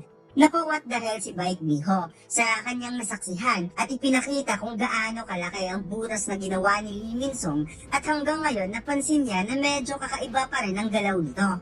Narealize ng Apostle na nagkaroon ng tremendous fatigue si Lee Min-sung dahil isa lang itong A-rank at nakaabot man ito sa level ng isang S-rank ngunit sa napakaikling oras dahil naramdaman niyang halos lahat ng amplification ay biglang naglaho. Dagdag pa ng Apostle na nakakatawa daw itong si Lee Min-sung dahil magiging malakas na sana ito ngunit mukhang hindi pwede ang katawan nito upang maging vessel ng kapangyarihan ng isang S-rank. Subalit biglang ang nakaramdam ng kakaiba itong si Lee Min-sung. Habang si Baek Miho at ibang hunter ay nagulat pa rin sa malaking butas dahil hindi daw yung atake ng isang A-rank hunter. Kaya napaisip si Miho kung hindi nga ba talaga nagkakaroon ng effect ang Stardust sa mga high-ranking levels. O baka mayroon pang stimulant na hindi nila alam besides Stardust. Subalit nagulat na lamang siya nang nakita niyang bumaon ang espada ni Lee Min-sung sa katawan ni Park Doo-jin kung saan napangisgi sa sobrang sakit ang Apostle at napawi ka nga itong si Lee Min-sung na di ba sinabi niya na never siya magpapa-brainwash at dagdag pa niyang nilagyan niya ng curse ang kapangyarihan na ibinigay sa kanya. Nabulag ka ang lahat ng hunter sa kanilang nakita, kaya napawi ka si Miho kung bakit tinatake ni Lee Min-sung ang kasamahan nilang hunter at mukhang nasiraan ata ito ng ulo dahil sa effect ng drugs. Napahawak sa ulo si Lee Min-sung dahil hindi naman ganito ang pinaplano niyang ending at nakakarinig pa siya ng iba't ibang klaseng boses since mayroong mga S-rank hunter na naghihintay sa labas sa utos ng Hunter Association at kung hindi siya magmamadaling lumabas dito, hindi na talaga siya makakatakas pa. Ipinakita sa mga mata ni Baek Miho na desperado siyang huligin nito habang si Lee Min-sung ay napangisnis dahil wala siyang choice kung kaya't siya ay napasigaw na hayaan siyang makalis kung ayaw nilang mamatay kung saan parang kidlat si Lee Min-sung na dumaan sa gitna at wala nang nakapigil sa kanya at kagad itong tumalan sa butas na ginawa niya. Napamura na lamang si Miho at inutusan niya ang isang hunter na mag-send ng signal sa mga S-rank hunter na kaagad naman itong sinangayunan. Ngunit nagulat nga si Baek Miho dahil bigla na lamang tumayo ang bagong S-rank hunter at ipinakitang ito ay nakangiti kahit naduguan dahil na-realize niya na as long as ang isang hunter ay may malakas na pag-iisip, mapipigilan nito ang divinity of fate ng Mistborn regardless na lang kung gaano kalakas ang kapangyarihan nito. At mukhang mayroon na naman siyang bagong data na nakuha. Nilapitan ni Miho si Park Dojen at sa ipinapakita sa mukha ni Miho ay talagang hindi ito makapaniwala kung paano nabuhay si Park Dojen dahil nakita niya ang ataking yun na tumagos talaga sa puso. Subalit nag-alagodo sa Satoru moment nga puzzle of Retare mga lods, showing with his unique eyes na para bang kakaawik lang ng kanyang reverse curse technique at hindi ito nagkaroon ng matinding sugat. Samantalang nagmamadaling tumakbo si Lee Min-sung upang makatakas, ngunit sinabi niya na naging S-rank hunter man siya, kailangan naman niyang tumakas. At na-realize niya na hindi na siya magtitiwala pa from Hunter Association, Grim Reaper at ang alien na yon, kaya kailangan muna niyang magtago sa ngayon. Ipinakitang may lumipad na dagger at mukhang quoted ito ng ruler's authority kaya napatigil itong si Lee Min-sung at napawat na lamang siya nang nakita niyang may lumitaw na tao sa kakahuyan na sinasabi nitong nagtataka siya kung ano ang nangyari dahil sa biglaang pagsabog at hindi niya naisip na lalabas mismo ang hinahanap niya. Kung saan ipinakita ang nakamaskara na si Song Soho na napawikang kailangan mo sabihin ang lahat patungkol sa Stardust at sa Apostle of Itaran, Lee Min-sung. Nagsimula ang chapter na ito kung saan sinabi ni Soho na kailangan niyang malaman ang lahat patungkol sa Apostle of Itaran at sa Stardust at ipinakitang hindi siya nagbibiro at handang labanan si Lee Min-sung kung kinakailangan. Samantalang, parang na-confuse itong si Lee Min-sung dahil first time niyang nakita ang taong ito, ngunit hindi lang patungkol sa Stardust ang alam nito, alam din ng existence patungkol sa Apostle of Itaran, which is ang alien. Ngunit bigla nga niyang naalala na mayroong nagsabi sa kanya na ang taong tumalo kay Brocky at sumira sa Stardust supply material ay nakasuot ng maskara. Kaya napaisip nga dito si Lee Min-sung kung ito na kaya ang taong yon. Ngunit para sa kanya, wala siyang pakialam patungkol doon dahil kung magtatagal pa siya, siguradong mahahabol siya ng mga hunters. Naramdaman ni Lee Min-sung ang magical power quantity ng nakamaskara at base sa nararamdaman niya, no match ito para sa kanya. Kung saan bigla nga siyang umatake gamit ang kanyang espada at direkta niya itong pinatamaan sa vital point upang i-one hit ang ating bida at nang siya ay makaalis kagad. Subalit kalmado lamang si Soho, hindi man lang nagpakita ng kahit kaunting kaba kung saan pa simpleng ginrab ng ating bida ang espada na parang hindi inisip nito kung gaano ito katalas. Kaya nagulat nga dito si Lee Min-sung dahil ganun lang kasimpleng binlock ang kanyang atake at hindi niya na kayang hilain pabalik ang kanyang espada. Kaya siya ay napatanong kung gaano nga ba kalakas ang taong to. Sa sobrang bilis ng pangyayari, bigla na lamang tinamaan ng roundhouse kick ang panga ni Lee Min-sung kaya siya ay nalupaypay at tumalsik pa talaga ang dugo sa mata at bibig sa lakas ng sipa. At napaisip na kung paano ang isang tao na may kaunting magical power ay mas malakas compare sa kanya. Ngunit itong si Vero ay napakomento sa kanyang isipan na normal lang talaga na masorpresa itong si Lee Min-sung dahil ang rank ng Hunter Association ay nagbabase lamang sa quantity ng magical power na meron ng isang hunter. At napawika, sino naman ang makakaramdam sa tunay na lakas na meron ng Young Monarch, isang tunay na lakas na nasa katawan mismo ni Song Soho. Ipinaliwanag ni Vero na habang lumalakas ang strength stats ng Young Monarch dahil sa training ni Amot, ang tunay na lakas ni Soho ay na-maximize at the same time. Kaya ang kanyang physical abilities ay talagang hindi kayang i-handle ng isang A-rank hunter. Habang nagpatuloy ang laban, lumipat ang eksena sa Pajo Field type dungeon at ipinakita ang napakalaking butas na nasa gitna ng kalsada dulot sa napakalakas na kapangyarihan ni Lee Min-sung na siyang tumapos sa dungeon boss. Gulat nga dito si Baek Miho na kung paanong nabuhay pa itong si Hunter Park Dojen dahil nakita niya ang atake na tumagos talaga sa puso ng baguhang S-rank hunter. Tahimik lamang ang puzzle dahil iba pala ang nasa isip nito. Plano niyang i-infuse kay Baek Miho ang Star Fragment upang gawing isa sa mga believers. Kaya nagulat na lamang si Miho dahil may naramdaman siyang kakaibang presence at may biglang nagtanong kay Miho kung ano ang nangyari dito. Napalingon si Miho sa itaas at ang puzzle ay bigla na lamang nagulat dahil ang dalawang S-rank hunter na sina Lin Taegyo at Choi Jong-in ay bigla na lamang dumating at dumungo sa itaas ng butas na ginawa ni Lee Min-sung. Kaya napangiti si Miho nang nalamang dumating kaagad ang dalawang S-rank hunter at ang puzzle naman ay biglang naging kalmado dahil hindi na ituloy ang kanyang pinaplano. Bumaba si Choi Jong-in at ipinaliwanag na nagmamadalis nang pumunta dito matapos narinig ang napakalakas na explosion. Kaya tinatanong niya kung ano ang nangyari dito. Nasagot naman ni Miho na ang lahat ng ito ay kagagawa ni Lee Min-song. Kaya parang na-confuse si Choi Jong-in dahil hindi siya makapaniwala na ang isang A-rank hunter na si Lee Min-song ay lumikha ng napakalaking butas sa Paju Field type dungeon. Ipinaliwanag ni Miho na nagpalabas ng napakalakas na mana si Lee Min-song at mukhang sa tingin niya nakapag-consume ito ng stimulant o baka dahil sa effect ng drugs. Ngunit ang ikinagulat niya ay bigla nitong inatake si Hunter Park Dogen kaya nagulat din itong si Choi Jong-in dahil mukhang normal lang ang lahat para kay Park Dogen kahit ito ay nagkaroon ng injury. Sinabi ng puzzle na mayroon siyang recovery skill kaya napalapit itong si Jong-in sa sobrang amaze habang si Miho naman ay nag-aalala dahil kailangan nilang sundan kaagad si Lee Min-song dahil at this rate posibleng nakapunta na ito ng city at nagtago. Nag-agree naman si Choi Jong-in sa sinabi ni Miho kaya tumingin siya sa itaas upang paringgan si Lim Tae-gyo na dapat nitong sundan si Lee Min-song dahil talagang hindi sila nagkamali ng hinala na gagawa ito ng malaking problema. Ngunit napansin ni Choi Jong-in na parang kanina pang pumunta si Lim Tae-gyo upang sundan si Lee Min-song. Samantalang ang puzzle ay nakikiramdam lang at bigla nga siyang naalerto dahil hindi ito maganda para sa kanya since ang kanyang koneksyon kay Lee Min-song ay hindi pa naputol. Hindi niya inasahan na nagawang labanan ni Lee Min-song ang fate ng Westburn. Kaya para sa kanya, nakakamangha talaga ang desire ng isang human being. Habang nag-iisip ang puzzle, sinabi ni Miho na maiwan muna si Park Dogen dito kung hindi pa ito totally healed. Ngunit wala ngang pakaya ang puzzle sa kanyang mga narinig dahil iniisip niya na most likely hindi maniniwala ang Hunter Association kung ano ang sasabihin ni Lee Min-song. Subalit nararamdaman niyang parang may mga suspicious problem na posibleng mangyari kung wala siyang gagawin. Ipinikit ng puzzle ang kanyang mga mata at sinabing kailangan niyang patayin si Lee Min-song. Although nakapag-consume ito ng maraming divinity, ngunit kailangan pa rin niya talagang i-take over ang katawan nito at ipapakumit into suicide. And since isa lang itong A-rank, kailangan niyang humanap ng iba para mapalitan. Sa pagpikit ng mga mata ng puzzle, bigla niyang nakita ang isa pang lalaki na kasalukuyang kinakalaban ni Lee Min-song kaya siya ay what is this? At napatanong sa sarili kung bakit ganun kabilis na abutan ng isang S-rank hunter si Lee Min-song. Ngunit bigla nga siyang nagkaroon ng shocking moment nang nakita ng puzzle na ang nakikita pala niyang lalaki ay ang Black Mask Distractor.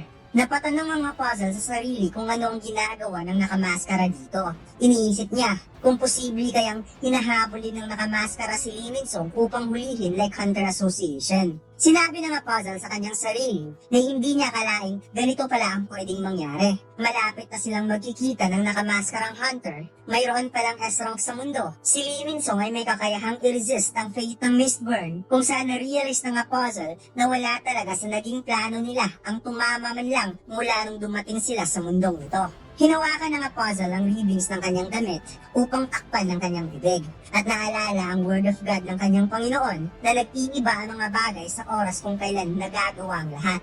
Subalit siya ay napatanong sa kanyang sarili kung bakit siya ngayon ngumingiti na para bang sobra siyang na-excite sa mga pwedeng mangyari. Pagkatapos lumipat ang eksena kung saan naganap ang matinding sagupaan na habang nagpapakawala si Soho ng mga matinding punches, umaatras lamang si Lee Min-song at dinidepensahan ng mga pag-atake ng ating bida habang inaalala na dapat hindi siya magtagal sa laban na ito. Nagulat na lamang si Soho dahil biglang tumigil si Lee Min-song at humingi ng kaunting break sa kanilang naging laban at sinabi na posible bang hayaan siyang makalayo kung sasagutin niya ang mga katanungan nito. Kaya napatanong si Soho kung bakit bigla na lamang gusto siya nitong kausapin di ba nagtatrabaho ito para sa puzzle of Itarem. Sinabi ni Lee Min-song na tinraidor siya ng puzzle kaya nagulat si Soho na kung ganun, posibleng nagkaroon pala ng problema sa pagitan ng dalawa. Kaya tinanong ni Soho kung bakit tinutulungan ni Lee Min-song ang puzzle na mag-distribute ng Stardust. Mabilis na sinagot ni Lee Min-song ang katanungan ng ating bida na sinabi daw sa kanya na tutulungan siyang patayin ng isang tao na gusto niyang mawala. Ipinaliwanag ni Lee Min-song na mula nung naganap ang Great Catalysm, lahat ng itinayo niya para sa kanyang sarili ay nagbago. Isang nobody na tao na naging S-rank hunter at nagsimulang nag-look down sa kanya. Kaya upang maibalik kung sino siya noon, ay kailangan niyang patayin ng taong yon. At inanong rin niya ang ating bida kung may balak ba itong patayin ng alien.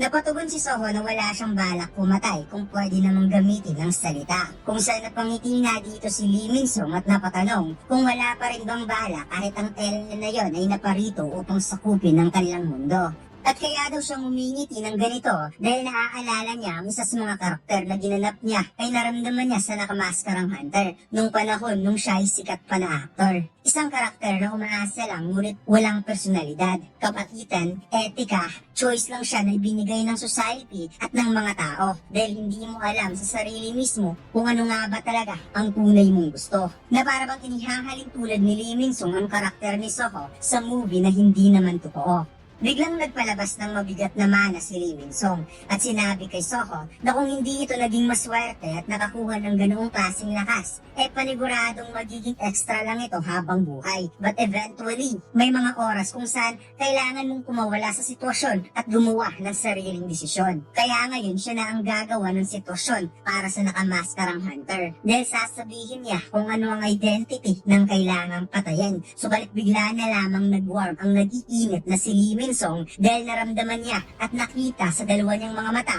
ang kapangyarihan na bumalot sa kanya at sa paligid na kinatatayuan niya ang kapangyarihan ng Puzzle of Itarim na parabang naipasok siya sa isang domain at hindi na siya makakawala pa.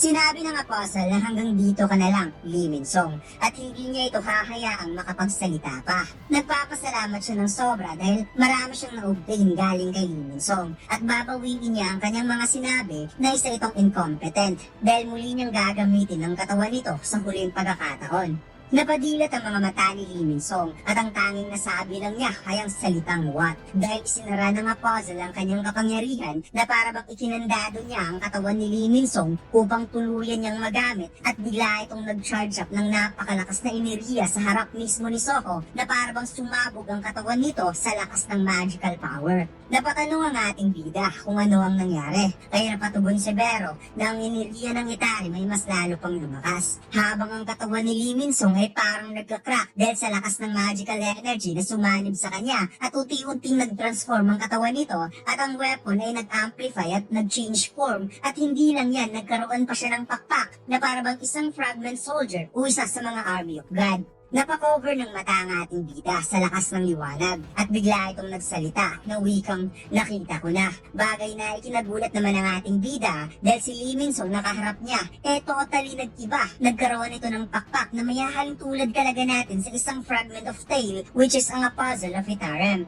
Sinabi nito na ang ataking nangyari sa Stardust Factory ay nangyari para hanapin si Lee Min-sung. At kung iisipin, ginawa mo ang lahat ng yun upang makita ako.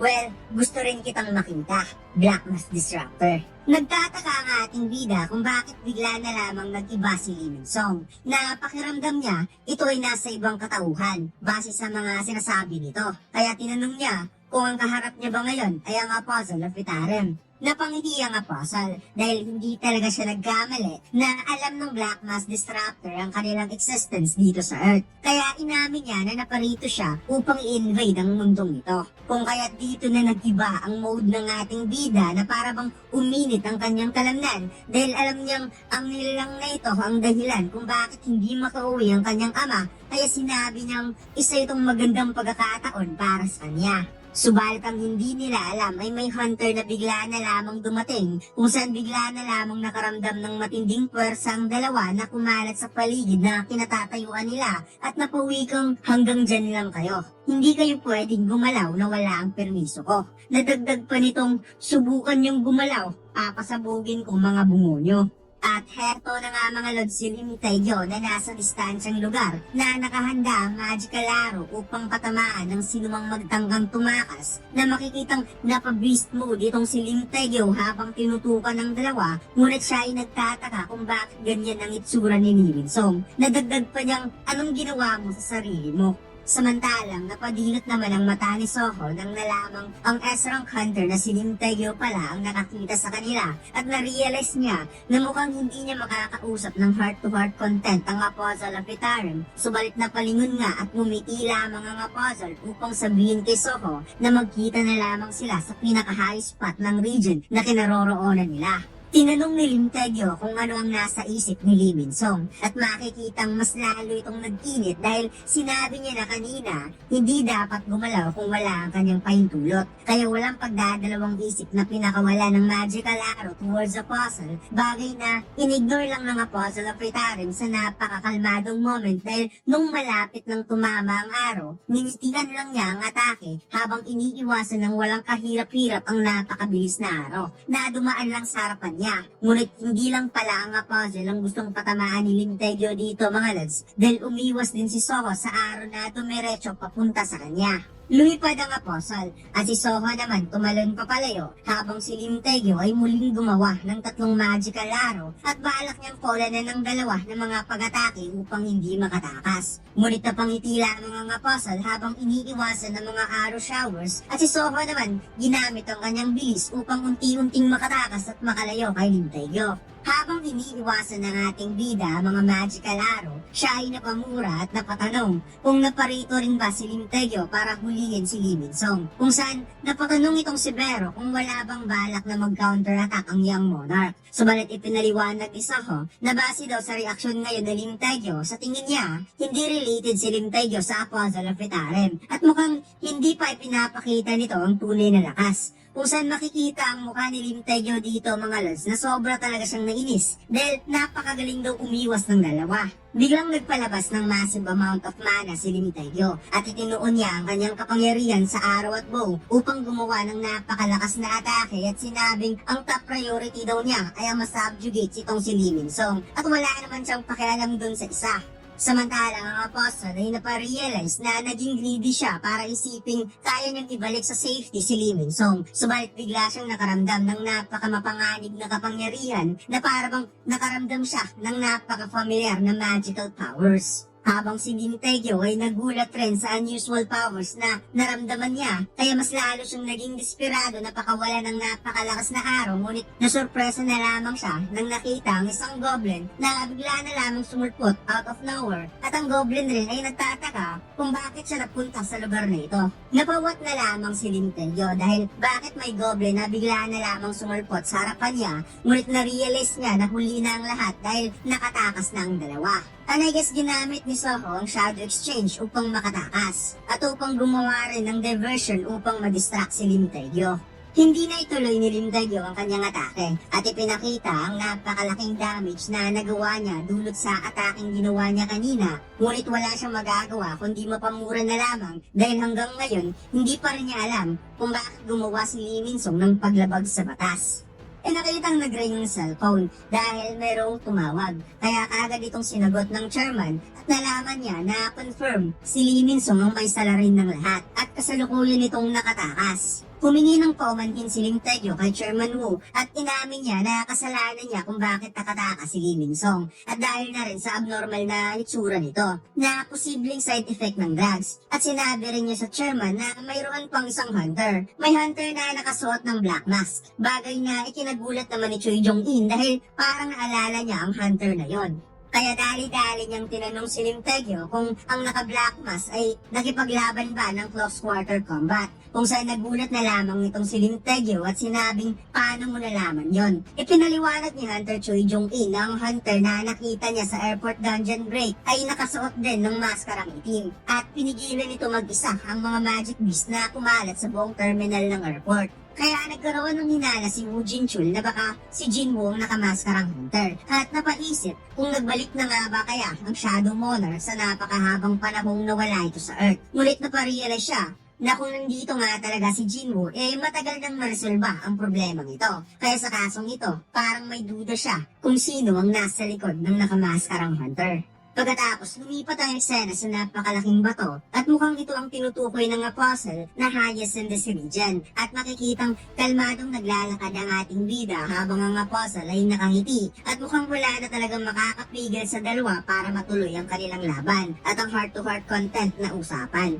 Napangiti ang Apostle dahil hindi daw niya in-expect na tinulungan siyang makatakas. Kaya napatugon ng ating bida na alam niyang aabundunahin daw nito ang katawan ni Lee Min-song kung ito ay nasa panganib na sitwasyon kaya niya ito tinulungan. Sinabi ng puzzle na narinig niya sa mga demons ang patungkol sa nakamaskarang hunter at tinawag nila itong The Shadow Monarch from Darkness. Kaya tinanong niya ang ating bida kung ano ang kaugnayan nito sa Shadow Monarch. Kaya napatugon ng ating bida na mukhang marami atang katanungan ng puzzle na kailangan niyang sagutin. Dahil ang plano lang naman niya ay ang durugin ng puzzle pagkatapos i-extract ang information na nanggagaling sa katawan nito. Ngunit pinalahanan ni Vero si Soho na dapat mag-ingat dahil matapos niyang makitang kinuha ng puzzle ng katawan ni Lee Min-song, hindi niya ma-estimate kung gaano nakalakas ngayon ang puzzle of Itaran. Kung saan napatugon ng ating bida, don't worry Vero, dahil matagal niya nang pinaghandaan ng moment na to. Pagkatapos, binigkas ang salitang arise, kung saan nag-alasong Jinwoo moment nga itong si Soho mga lods, bagay na nagpangiti sa puzzle of Itaran dahil sigurado na siya sa kapangyarihan na ipinapakita ng Black Mask Disruptor ay the same sa Authority of Darkness na nakita niya noon sa battlefield. Lumabas ang iba't ibang klaseng monster at mukhang ang mga monster na ito ay mga bosses ng dungeon nung siya'y nagpapa-level up pa upang mapantayan ang lakas ni Lee Min-song. Isang ruler swarm Blue Rakasa Fang Venom, Poison Fang Giant Desert Centipede, isang high troll grade common na parang isang goblin commander, subalit ang pinakapambato niya sa lahat ay ang Tomb Warden na si Sheka na mayroong grade elite. Sinabi ng ating bida na ito ang mga corpses na matagal niya ng pinag-ipunan para sa araw na to. Kaya ito na ang oras para lumaban ng buong lakas. At pagkatapos makikitang lumabas na ang dalawang monarch descendant, si Lady Essen at si Grey, na kaagad ginamit ang merge skill upang mag-transform into hybrid beast form ang ating bida. Habang ang puzzle of Itaran ay napangiti sa tuwa nang makita kung gaano kalakas ang Black Mask Disruptor. Biglang nagkaroon ng urgent quest ang ating bida na kailangan niyang talunin si Lee Min-song na kasalukuyang pinoposes ng Itaran sa puzzle upang makuha ang memories ni Lee Min-song. Kaya napaisip ang ating bida sa kanyang naging quest na kailangan niyang talunin si Lee Min-song, ngunit at the same time ay mukhang mayroon na naman siyang another person na papatayin since kasali sa quest ang pag-obtain ng memories. Since kakainin ni Vero ang katawan nito bago makuha ang memory ng isang tao. Habang kinokontrol ng puzzle ang katawan ni Lee Min-song, inisip niya na matapos doon niyang unawain kung ano ang isang emosyon, nararamdaman niya kung ano ang nangyayaring kakaiba na meron siya.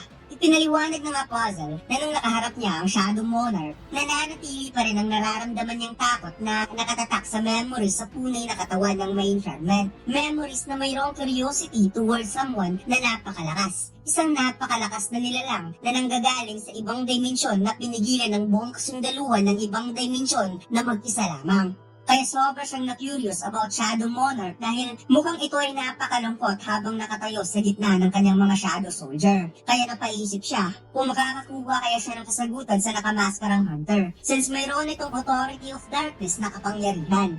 Kaagad umatake ang kasaka Venom Fang towards sa puzzle. Ngunit kalmado lamang ang puzzle, hindi man lang nagkaroon ng kaunting pagkatilan na pasimpleng hinati ang Shadow Soldier na walang kahirap-hirap.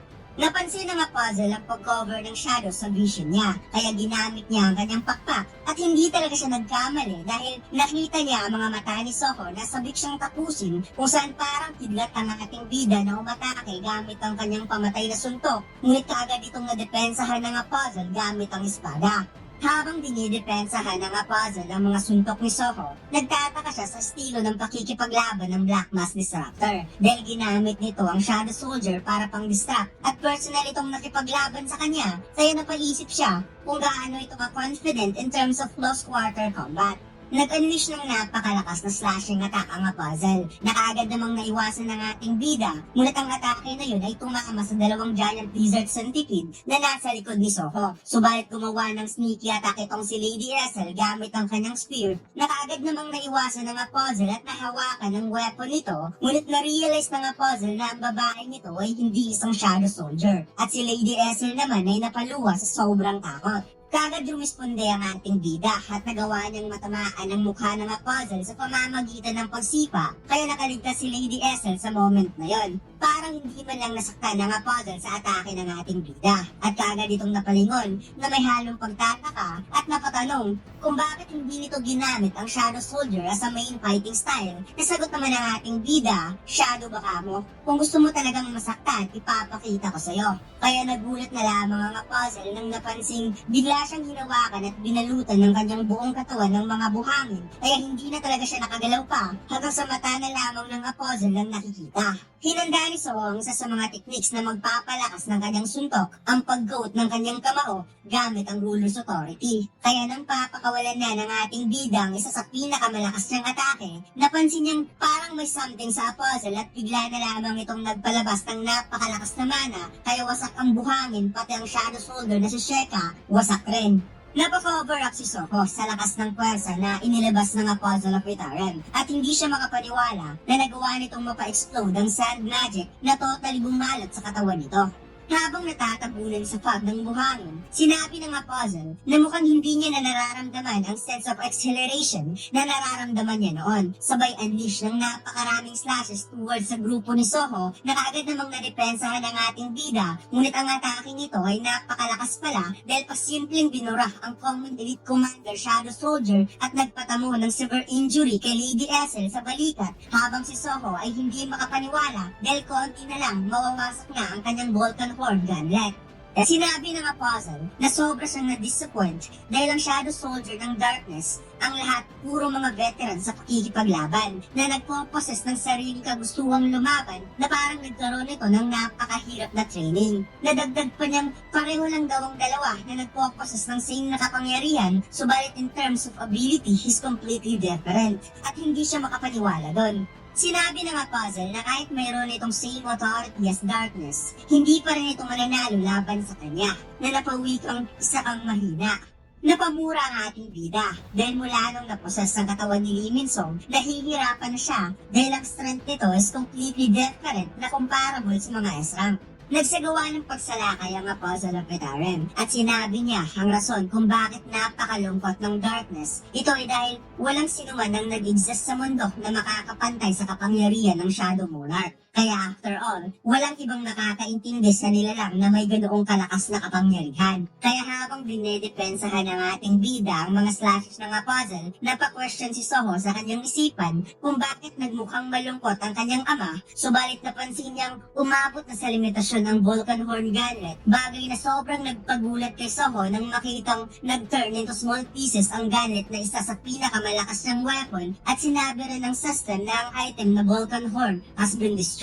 Subalit, bigla na lamang napasukan ng dugo si Soho dahil hindi niya napansin na bumaon na pala ang weapon ng puzzle sa katawan niya at sinabing mukhang wala kayatang alam patungkol sa kapangyarihan mo, habang si Lady Essel ay napasigaw sa pangalan ng Young Monarch sa sobrang pag-aalala. Sinabi ng puzzle na kukunin niya ang Authority of Darkness at gagawin niya itong isa sa mga believers. Pagkatapos gagawin niya ang lahat upang mapasa kanya ang kapangyarihan ng Darkness at kapag mangyayari yon, mauunawaan niya na ang pakiramdam ng isang Shadow Monarch. Pilit na hinihila ni Soho ang weapon at napaisip kung wala nga ba talaga siyang alam kung ano ang kapangyarihan na meron siya. At bigla nga niyang naisip ang sinabi ni Lee Min-sung sa kanya na siya ang karakter na umaasa ngunit wala siyang own personality. Ang kabaitan at etika ay isa lamang choice na ibinigay ng society at ng ibang tao, subalit hindi mo alam kung ano nga ba talaga ang gusto mo.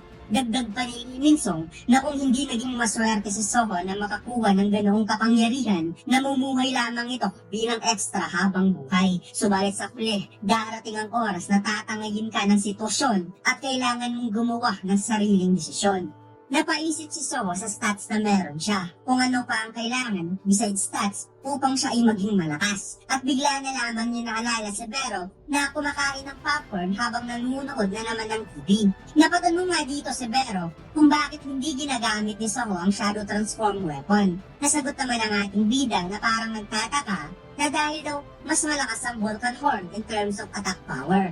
Napahawak sa baba si Soho at inisip ng maigi na mahihirapan kasi siya ng konti kapag gagamitin niya ng sabay both band skill and ruler's authority habang kinocommand ang mga shadow soldiers simultaneously. Kaya hindi siya confident na kaya niyang gamitin ang shadow transform as well.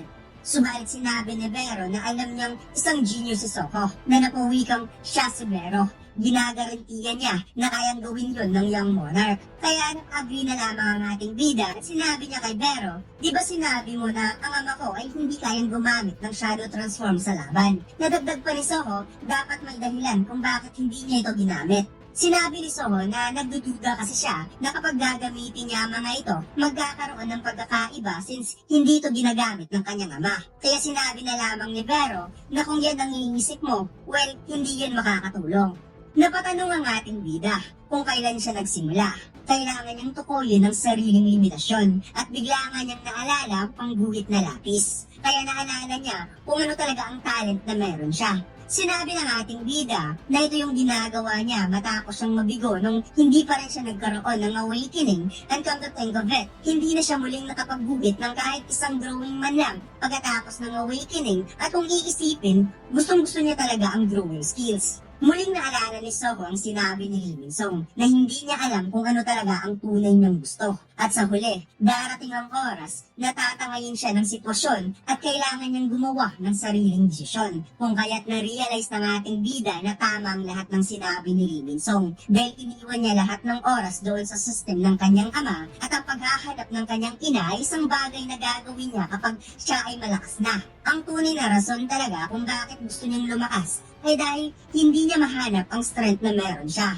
Napatanong ang ating bida kung bakit palagi niyang sinusubukang sundan ng yapak ng kanyang ama. Na-realize niya na ang kailangan ng kanyang ama ay hindi isang kapikat na katulad niya. Sinabi ni Soho na kailangan niya itong hanapin. Isang bagay na siya lang ang makakagawa kung saan bigla nga niyang naalala kung paano siya gumuhit sa pamamagitan ng kanyang lapis. Kaya pilit niyang itinaas ang braso na parang may gusto siyang kontrolin pagkatapos binigkas ang salitang Arise. At habang nakabaon ng weapon, nagtataka nga Puzzle kung ano ang nangyayari dahil kung iisipin ng Shadow Soldier ay isang immortal na muling babalik pagkatapos mamatay. Ngunit kahit ilang ulit pa ito babalik, magiging no match pa rin ito laban sa kanya. Subalit nagulat na lamang ang mga Puzzle nang nakita ang mga Shadow Soldier na nagsasanib sa isa't isa at sinabi na ngayon lang siya nakakakita ng ganito at never niya itong nakita during War Against Darkness dahil nakita niya ang isang chimera. Lumabas si Gray sa katawan ni Soho habang ang ating bida ay pinakitang sumanib na rin sa kanyang katawan ng mga shadows at unti-unting nagbago ang form ni Soho. And I guess dito natin makikita ang tunay na kapangyarihan ni Song Soho na hindi siya katulad ni Jinwoo na mayroon siyang sariling ability bilang monarch. Since ipinakita sa mga huling chapter na hindi talaga isang copycat si Soho, sa style pa lang ng pakikipaglaban ay sobrang layo na makikita naman natin isang brawler type itong si Soho at si Jinwoo naman ay isang assassin type, pati na rin sa decision making. At mukhang alam ko na kung ano ang magiging form ni Soho sa next chapter. Hula ko lang to mga lods ha. Wala kasi siyang ibang palaging ginuguhit. Well, palagi niyang ginuguhit ang mga main shadow soldier but mostly, ang palagi niyang ginuguhit ay ang kanyang mentor. And I guess, yun ang transformation na susundin niya. Kaya sobrang lakas ni Soho kung siya ay magiging Ant-King. At dito lang nagtatapos ang ating kwento mga lods. Huwag mo sana kalimutan mag-like, comment at mag-subscribe sa ating YouTube channel at mag-follow sa ating Facebook page. Salamat!